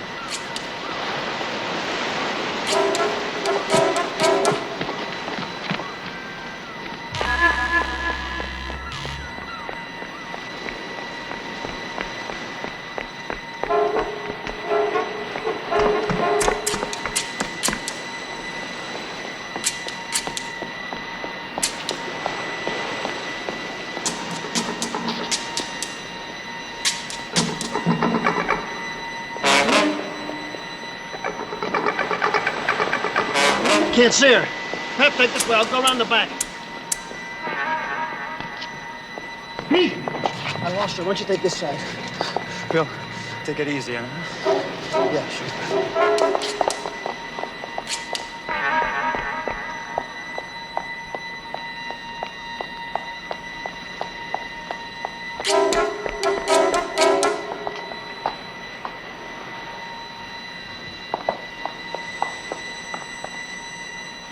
Sheila! Sheila! Sheila! Sheila!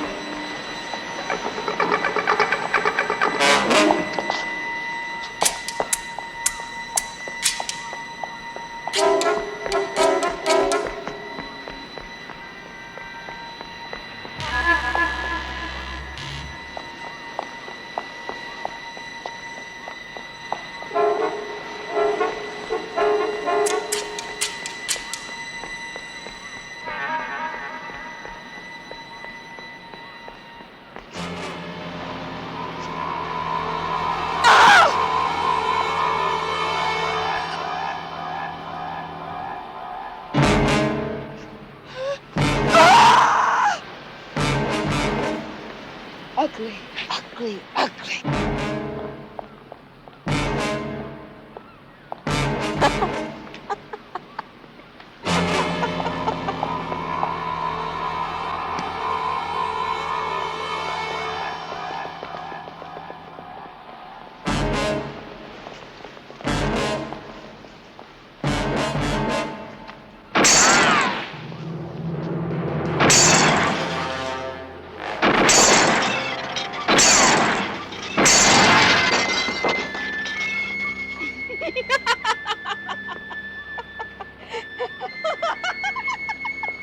Pete, stay back.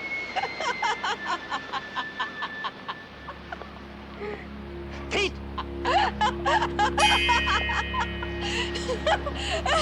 Pete, baby. It's all right, baby. Come on, baby. Give me a gun. It's okay. Bettina. It'll be all right, baby. Pete. Not good enough. She finally hooked herself a rich one. Let me be your maid, please. Please? I'll do anything. And she just laughed. You're not good enough. I picked up the knife and I asked her one more time, please? Please? Not good enough. Not good enough. That's what she said to me. Bettina?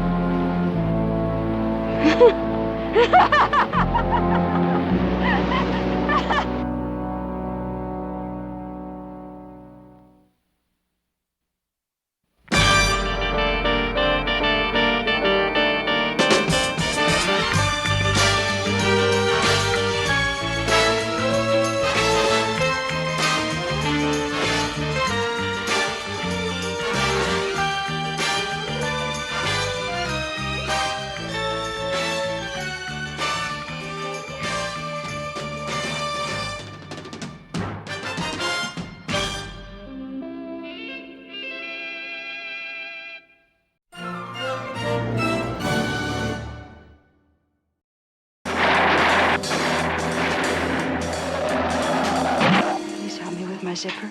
I'd love to.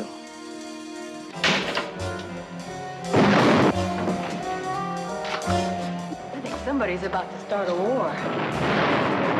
Listen, I know a motel that's got X-rated movies in every room. Whatever turns you on. I've got it. It's getting stronger. Let's go, man. You lied to me.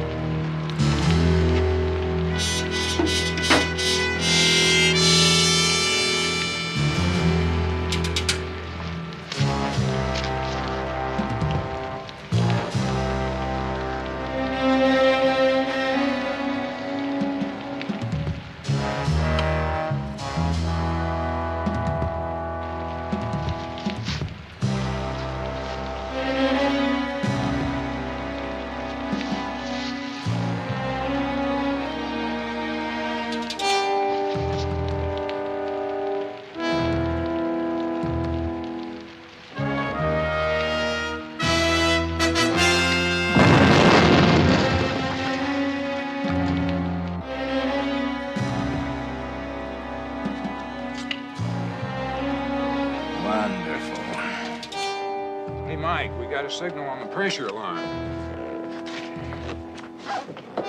Where is it? Oh, it's over there at the armory again. You know, that's the third time this month. Must be the wind. Well, I'll get over there and check it out. Well, off to another big adventure. Hey, Pat. No cheating.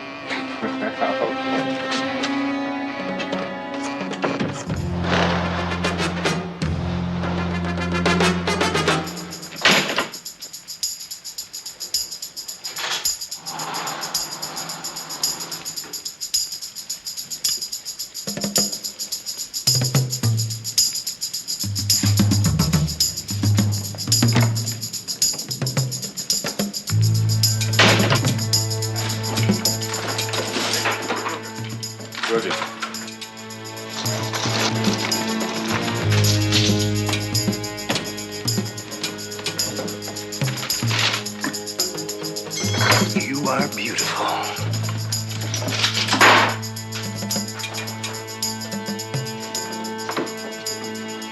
Ammo for the bazooka, 3 boxes.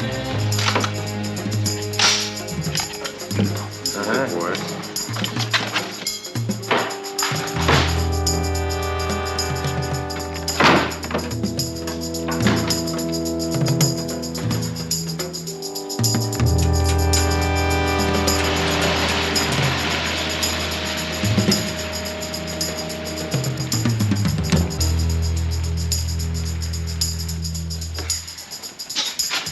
Okay.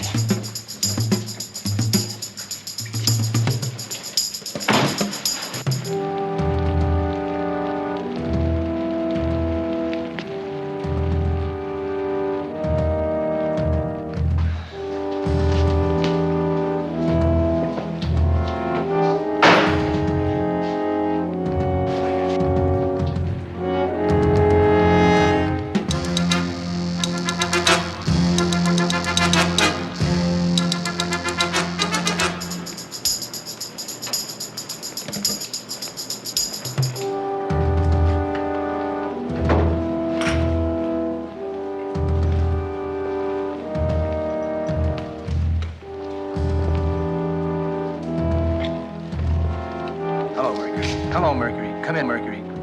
Hello? Come on, get out of here.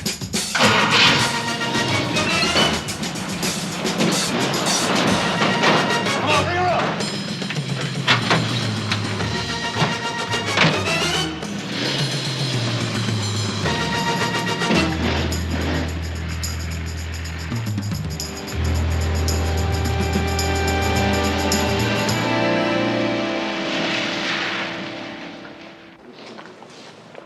According to the doctor, he has a severe concussion and he's lucky to still be alive.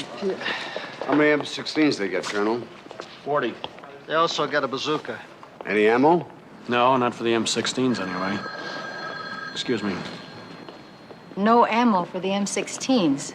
So that means they got out of here in a big fat hurry after they hit the patrolman. But 6 shells for the bazooka are missing. Well, one thing's for sure. Weaponry's at a pretty high on the market these days. It's on a par with gold and wheat. Guns. They're the kind of thing that could be stolen by militants, by crooks to sell to other crooks who are just plain kooks. You guys don't have the corner on kooks, you know. Huh? No, we got more than the FBI, I think, today. You want to trade places? Me, I can't. My horoscope says I'm stuck with him for at least another 3 years. Oh, really? What did it say? You and this handsome, sexy officer? Huh? It said boss. Huh? Listen, I gotta get into the bureau and make this report. Anything new comes in, you let me know, huh, Bill? We'll cut you right in. See you, Scorpio. Ciao, Leo. You are Leo. You remembered. Sure. 3 more years, huh? Written in the stars, honey. How about it, Al? You find anything? Man, I got prints coming out of my ears. Have to run a comparison with every guy who's handled these weapons. You got it tough, Al. What do you think, Pep? Frankly, Since when did I ever get it any other way? I think somebody's about to start a war. Well, they got enough firepower, they could blow up this whole city. You know, What? maybe we should wait a day or two for this. Roger, my boy. You've been in retirement too long, son. Say I'm getting cautious. Yeah, since when? That's the last time. And we almost wound up with our butts in the sling. You remember the last time, don't you? Yeah, I remember.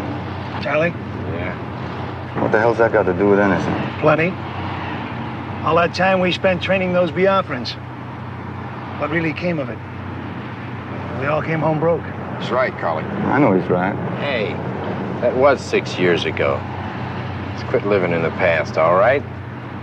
Okay, Collie, you're the boss. What's the plan? We're just gonna take it nice and easy and, just make a simple buy, that's all. Now, well, what if it isn't so simple? Don't borrow trouble, Jerry. Mm-hmm. Hey. Hey, baby. Is this the place? Yep. Okay.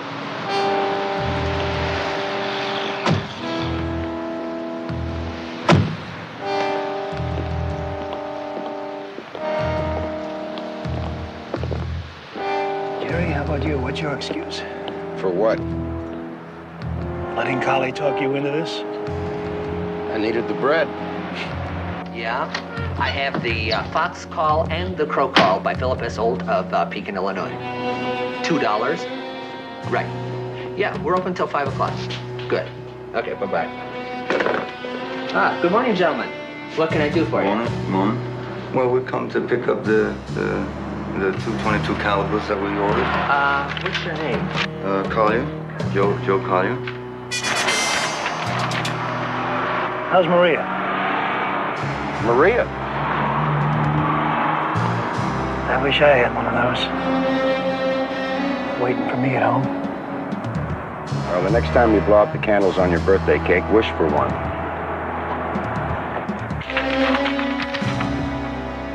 I'm sorry, I don't have that order here. Oh, boy. Well, I mean, maybe we can make an order right now. Put your arms down, young trooper. That's the boy. What are you standing around? Come on. Look and see what's going on.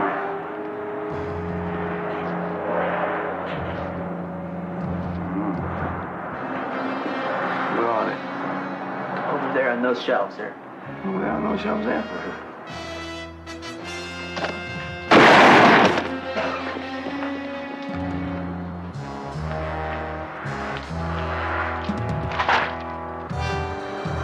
Let's go to work.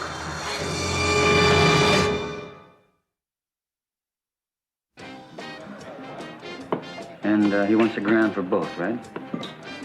Fire up. Room 404, right? Thank you.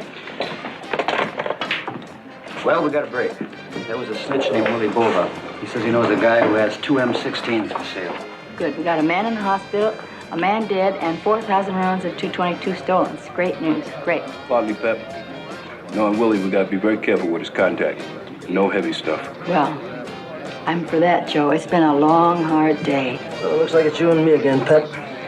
The mighty Crowley are players. But this time, I get to play Lady Macbeth. In case the contact doesn't dig cops. That's fair enough.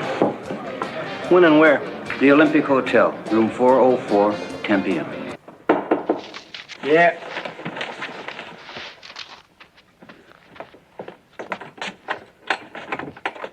Come on in. Come on in. Now, listen, I'm sorry about the mess. I'm getting ready for a trip. Willie, say hello to Sergeant Anderson. Yeah, pleased to meet you, Sergeant. Hi, Willie. I see you've been visiting your travel agent, huh? Yeah, off to Machu Picchu. Where? Peru. That's the place where the Aztecs hid the women and the kids away from Cortez. I'm on a tour. You going with a group? Yeah, friends of the museum. I'm a charter member. The Incas. Huh? No, I just said the Incas. If it's Peru, it's the Incas, not the Aztecs. Okay, I'll ask one of them when I get there. Well, as long as we're on it, the Spanish heavy was Pizarro, not Cortez. That's what I said. Yeah, she's right. You said Cortez. What about the guns? Listen, you want a sandwich? No, thanks. I'm on a diet. What about the guns? Hey, last year I went to the Orient. Beautiful people. I mean, sharp. Bova, the guy with the M16s. What's his name? Mo. Mo who? Mo Harris. Sounds like a suit. Terrific. Does he usually deal in this kind of merchandise? Nah, he's a bookie, strictly legit. He wouldn't know one end of a gun from another. Well, then what's his story?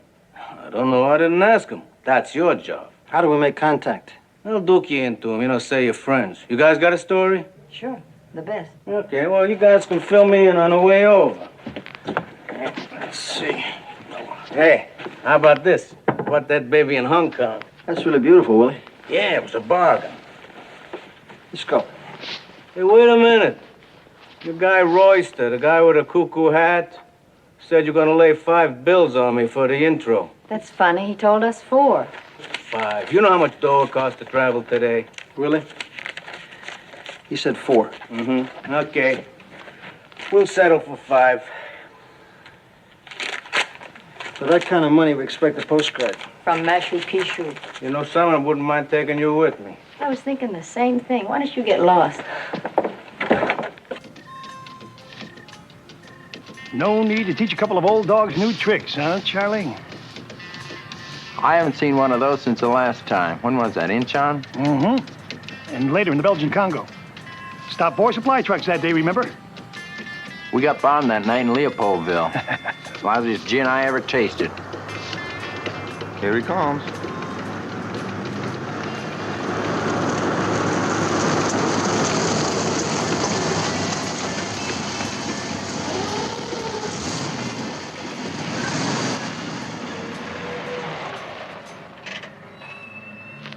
Okay, Charlie, let's do it.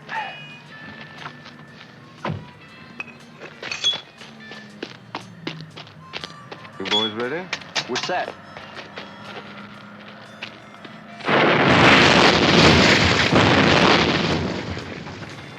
Haven't lost my touch. Works just like a charm. Well, let's get out of here, Ranger boys.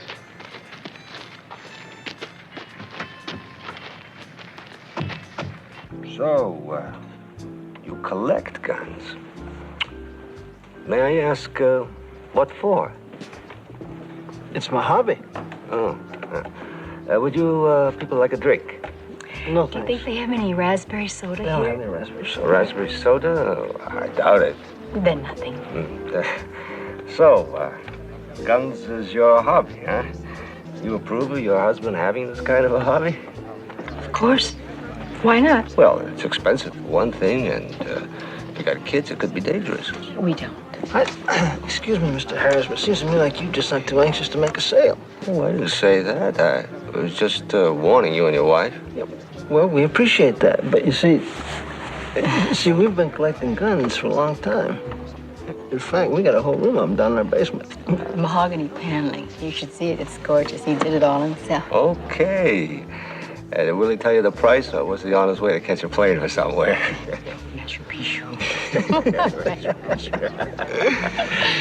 told us a price, eh? Yeah. $500 per gun, right? That's right. How many have you got? 2. Only 2? 2. I'll take them. But I gotta see him first.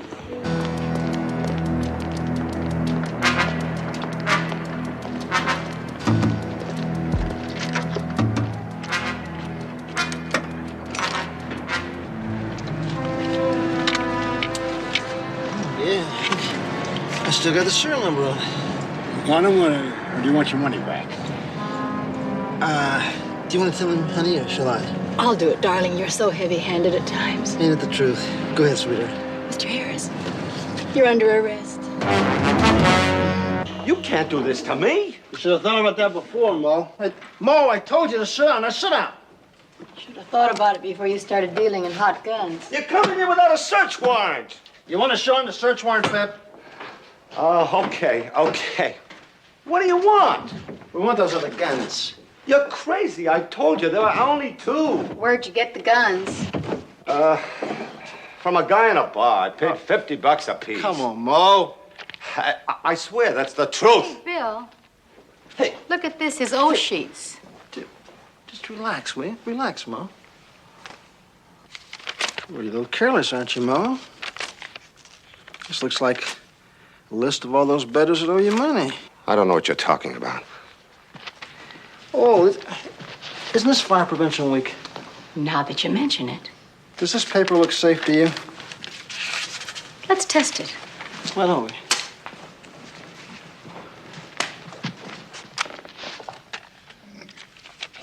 Hey, wait a minute.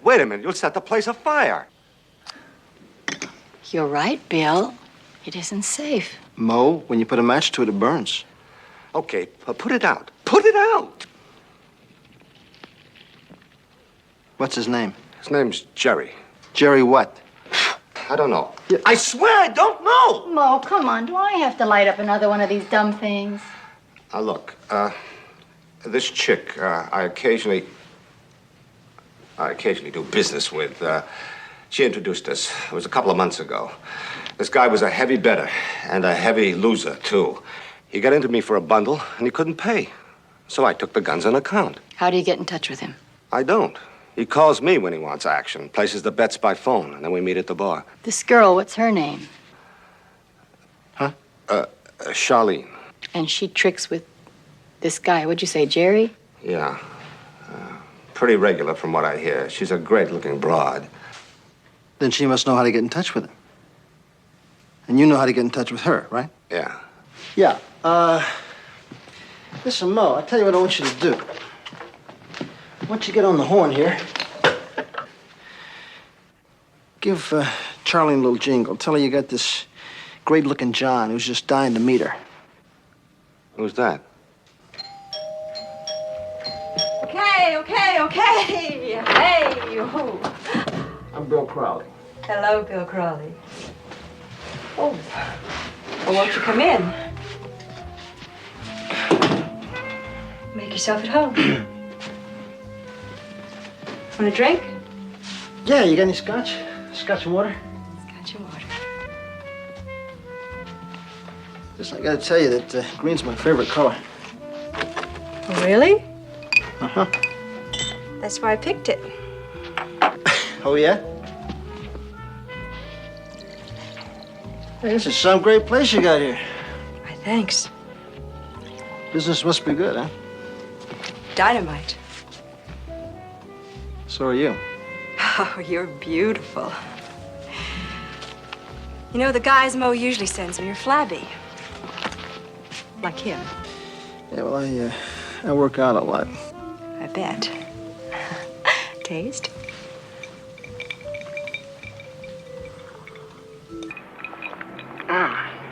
Perfetto. Perfetto. That's the sexy half Italian in him. Before I get into something more comfortable, where's the 100?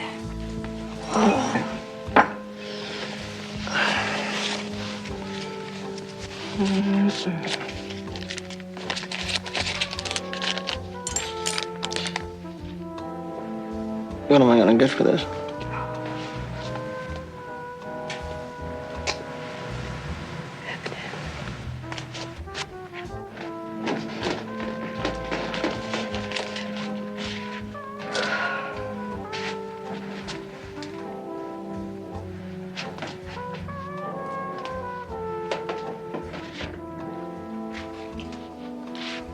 Would you please help me with my zipper? I'd love to.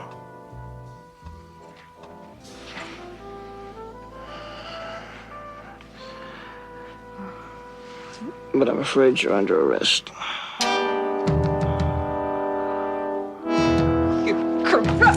You brought me! Red Riding Hood got to our wolf man.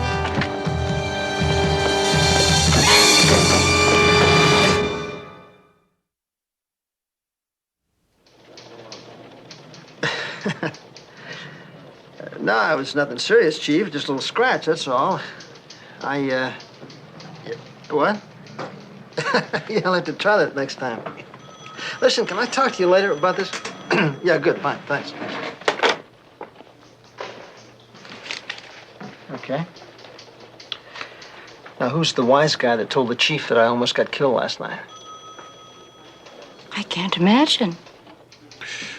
Well, it could have been anybody. Everybody knew. Right. Yeah. Suddenly I'm surrounded by clowns. Bunch of clowns they give me. Well, you see, Sergeant, in our line of work, an occasional moment of levity. Shut up. A generous man, but not much in the way of a sense of humor. Yeah. Yeah, bring her in. Charlene? Yeah. You got guts, Bill. You guys want to go work on your reports? It wasn't me, Bill. Tell me. Oh. You want to knock it off? Hello. Thanks. Well, it's not Look, my now, friend. just don't start up with me. Because you're in enough trouble already, all right? So cool it. Look, Charlene, we're not here to hassle you. It's your boyfriend, Jerry, we want.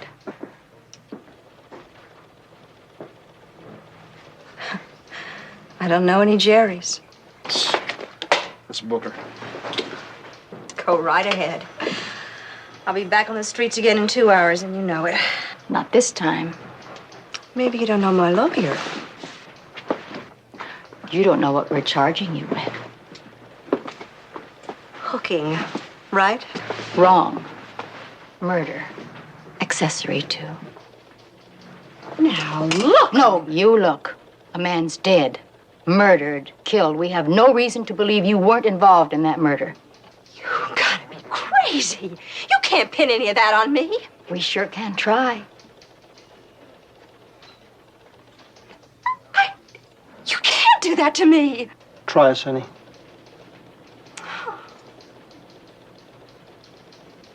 Oh.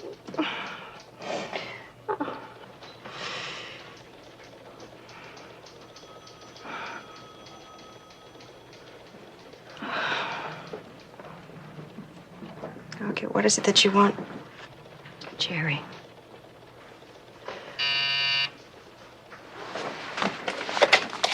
Yeah. Yeah? Okay. Bank job 10 minutes ago. 4 guys. Killed a guard, wounded 2 officers. They sprayed the place with M16s. So you didn't see their faces at all? No, they all wore gas masks, and then when our guard tried to stop them, they opened up with their guns. Did anybody get their license number? No, I'm sorry. Hello, Bill. Pepper. Hey, Jim. Hi, Jim. right. Excuse me. Thank you very much. Well, we've got a make on that suspect, Jerry Woolard. Good. Hey, he's a Korean vet. No priors. Teamed up with some of his buddies after the war as paid mercenaries. Bay of Pigs, various jobs in South America, and down in Central America where they were playing in the B leagues on some border thing. Then Africa, where they lost 2 members of their group, decided to disband. Woolard's been working on assorted jobs ever since then, subsists mostly as a gambler. Married a Cuban refugee, Maria Sanchez, 1 child. Any political connections, Jim? No, Pepper. Apparently these guys got involved strictly for the dough. Is this guy Woolard the boss? No. The leader was a gung-ho type, Joe Collier, ex-Marine sergeant. Looks like they've gone into business for themselves. How much did they get? $70,000. So after about 2 hours, he came back and he said, I found the left-handed monkey wrench, but I couldn't find general orders. Divided 4 ways at 17.5 on the button each. Not too bad for a morning's work. What do you say, Doran? I think it was stupid. Stupid? Yeah, we could have blown the whole thing. It was a warm-up, you see. We all need a little bit of practice. Operation Sidewinder's still on. Any questions from anybody? Jerry. Jerry. Carly, Marie and me figured we'd just take our cut and pull out. Is that right?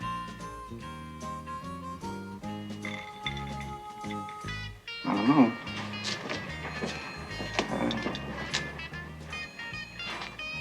That money we picked up this morning is for operating expenses. That's right. Nobody's gonna cut the pie until we finish with Sidewinder. Anything else? I just thought that... Don't you think now, Jerry. Sinking, I mean, deep sinking ain't your bag. Any questions? When's 0 hour? Friday morning. Friday morning, 6 a.m. You let him talk you out of it. No, I didn't let him. You just don't understand. Why don't I understand? Well, the 4 of us have been in some pretty tough spots. Sort of a camaraderie when you've been in tight scrapes. Oh, come on, Jerry. You're just like little boys. You never grew up. That isn't the way you talked back in Miami. When your father and his friends had us help out at the Bay of Pigs, right? It's time for the baby to take a nap. Give it to me. Come on.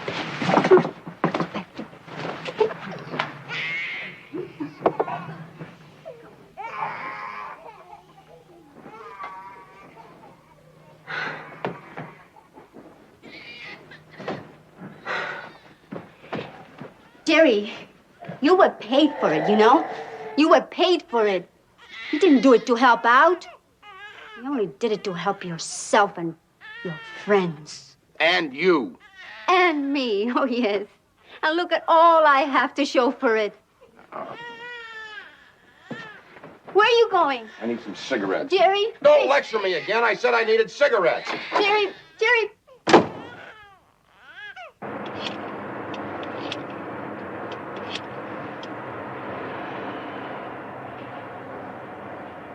Charlene? Hi, Jerry. Listen, babe, I need to see you. Yeah, sure. When? This afternoon. The Latin Doll at 3 o'clock, okay? Yeah, okay. See you, babe. Goodbye.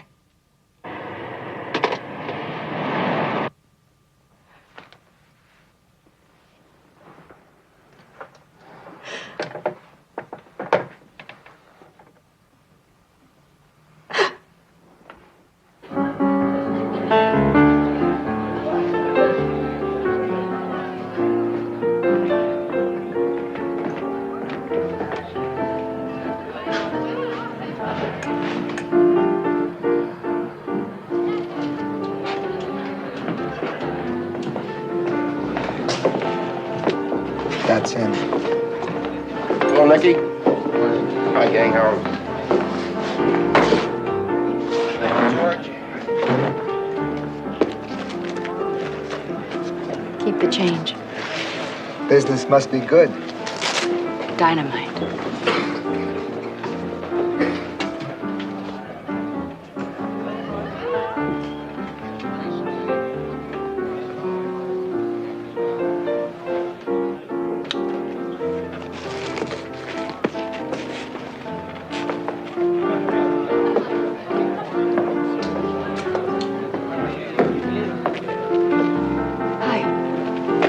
Charlene sent me. Who are you? Pam. She, had an emergency. What do you mean, emergency? Well, all of a sudden, she had to go someplace. Asked you to phone her tonight. She'll explain. Oh, in the meantime, she wrote this for you. I peeked.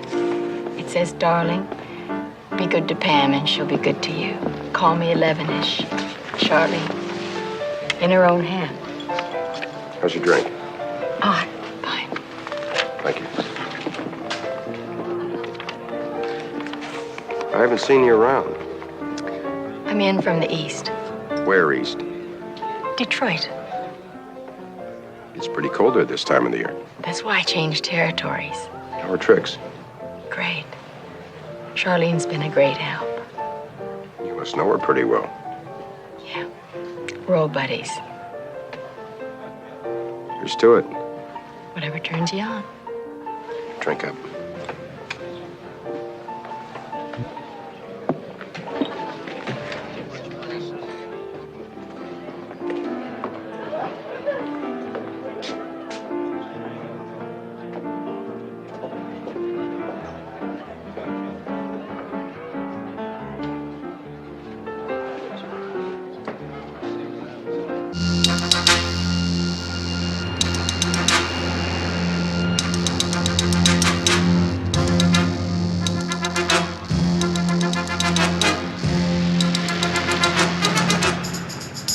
Good of Charlene to fix me up like this.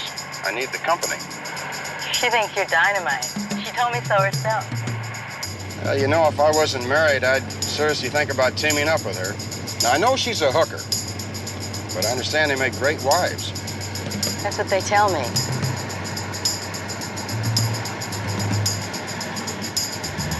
How's Bonnie? Bonnie? Yeah, Charlene's roommate. Oh, fine. She's fine. She's great.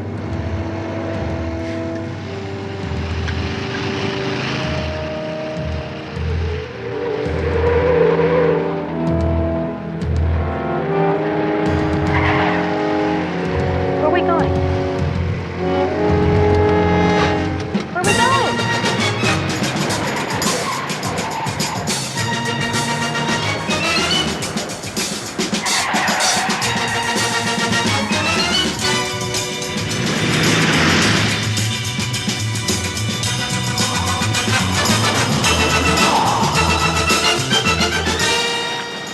Slow down, Pete.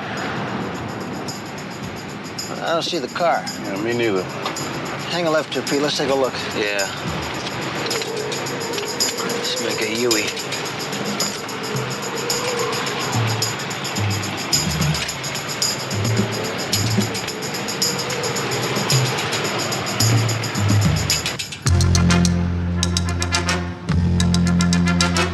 They're not here.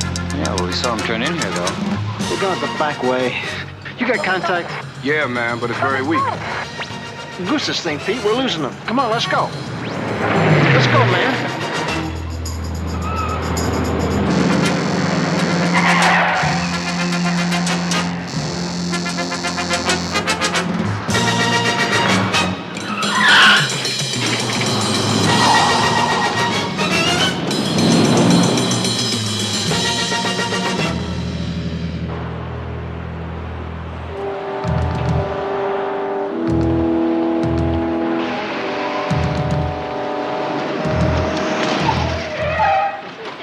What are you doing here? Come on, let's go.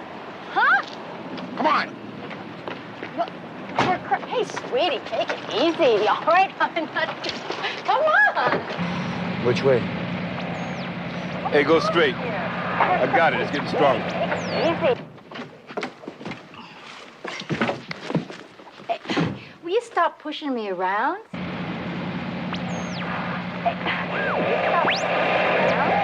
Hold it, hold it. Back up. Back up. Don't let it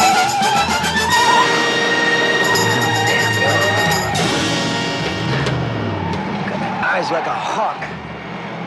Now, you lied to me. Charlene didn't send you that bar. Oh, come off it. Charlene sent me. I said you lied to me. Charlene sent me. Well, now, maybe it was her roommate, Bonnie, huh? I'm telling you, Charlene. Except there is no Bonnie. All right, lady.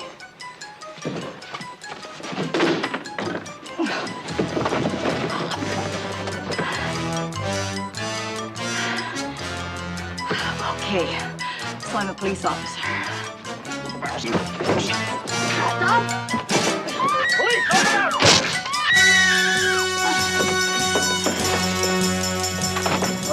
You okay? Yeah, you've got the gun.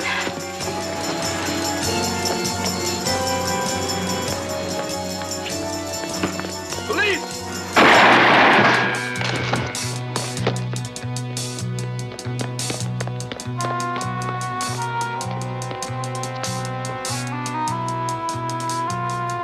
Give me cuffs. Thanks, man. Anytime. He's still alive. Better call an ambulance.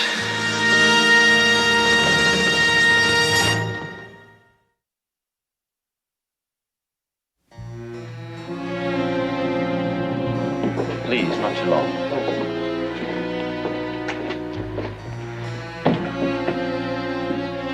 Hey, Willard. Willard.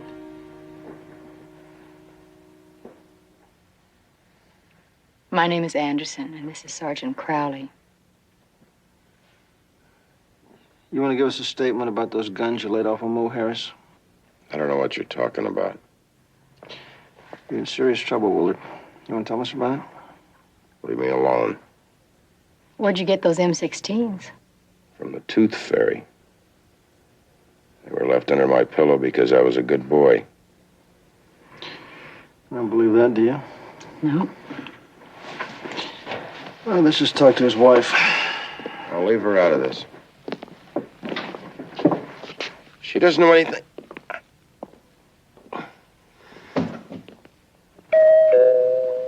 Who is it?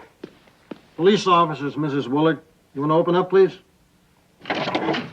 What's wrong? May we come in? Yes, please. Tell me, what is Your it? husband's in serious trouble, Mrs. Willard. He's been shot. Shot? Who did it? Where is he? He's in the hospital. What hospital?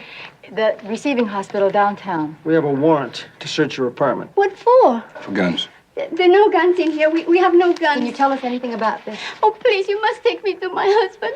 Pepper, why don't you take her to the hospital? It's okay. My baby. Joe and I'll stay here and search the place.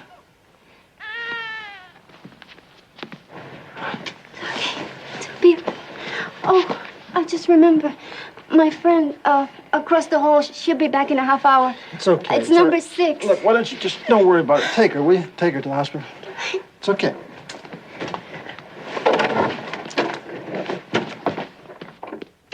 Hey, boy.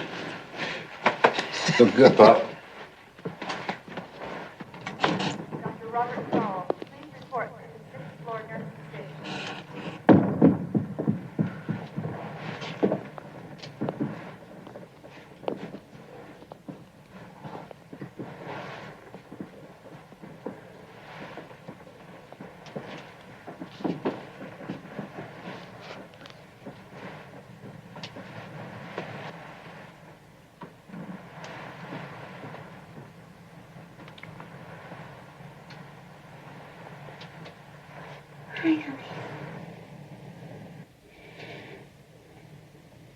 I don't know why I'm surprised.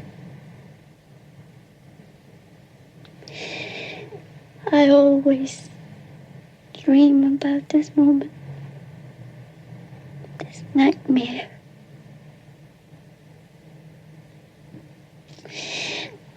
All through these years, I've always dreamed someday this will happen. I'm gonna be all right. Oh, hello. It's just the way a wife wants to see her husband. With the police at home and a frightened child. Oh, they're searching for guns. While she's standing here next to him. Thanking God that he's not dead.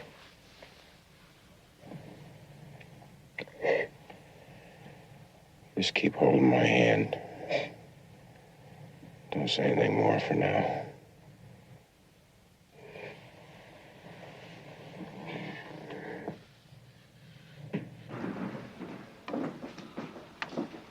Dr. Burrows, please call 125 Dr. Burrows. Where's 540? I want to see Jerry Willard. It's all right. Dr. Graham, admitting death, please. Dr. Graham.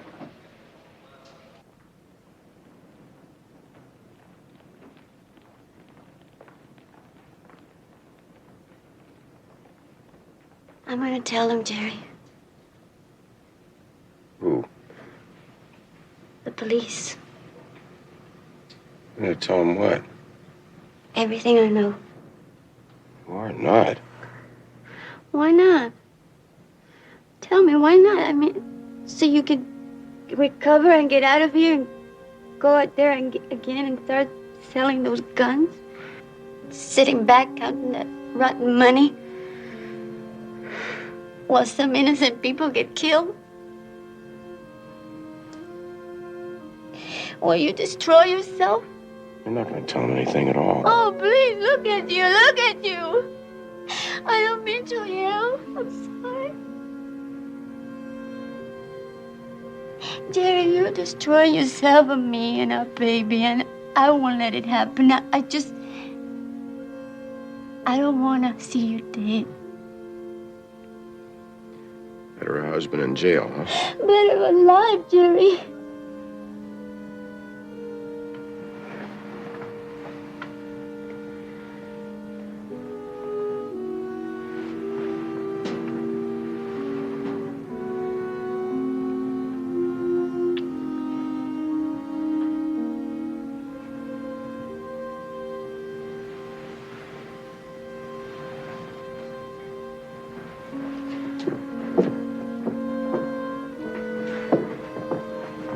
Maria?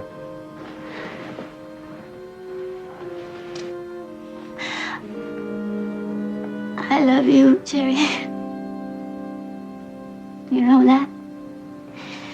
After all these years when you were gone, sometimes here and then, and sometimes I didn't know where you were or what you were doing with your friends.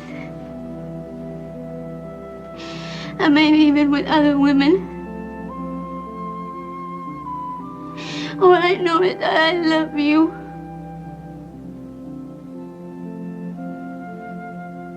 And I always will. Please, I want you to remember that.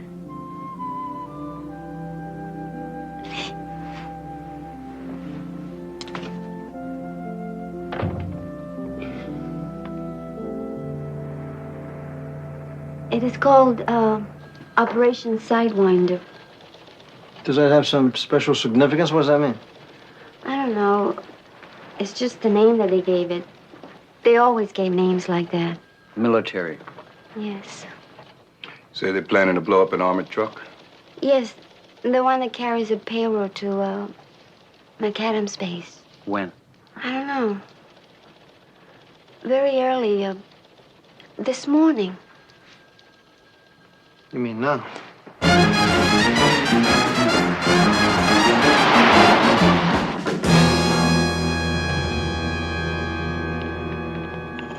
We're ready. No, Collie, this is crazy. Gonna split Jerry wide open. No, they won't. They haven't before. He's been done over by experts. At the end of the line, there's $3 million. He knows he's gonna get his share. Look! Here they come. Let's do it.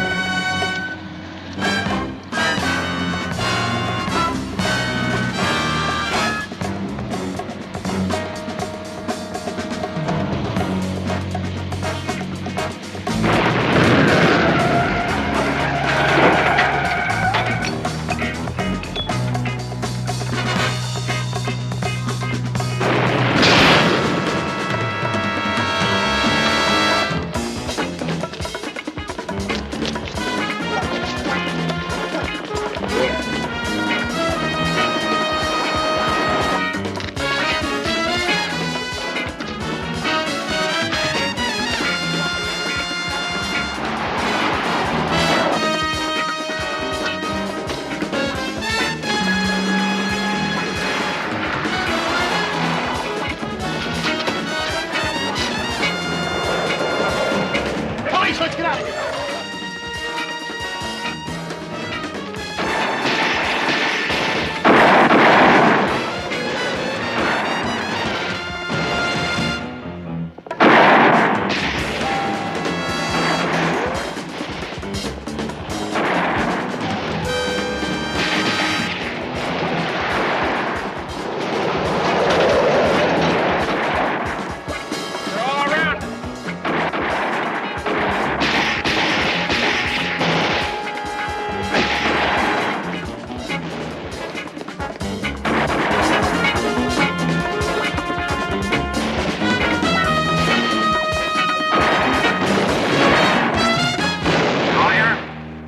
You're surrounded.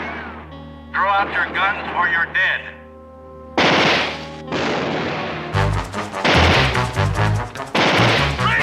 Police!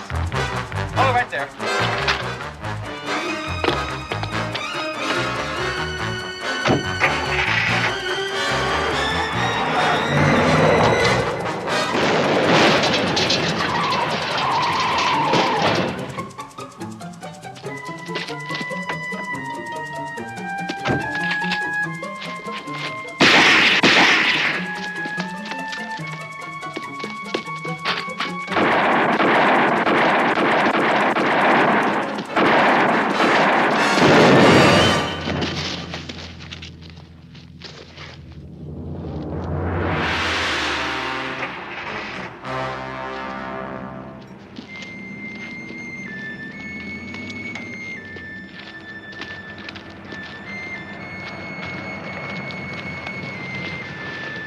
Stop him, Bill.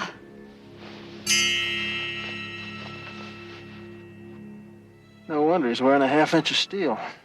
I could have sworn he was Superman, the way those bullets kept bouncing off. You should have seen her face.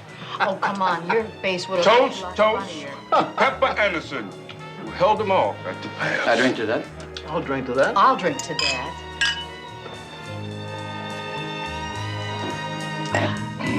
You come a long way, baby.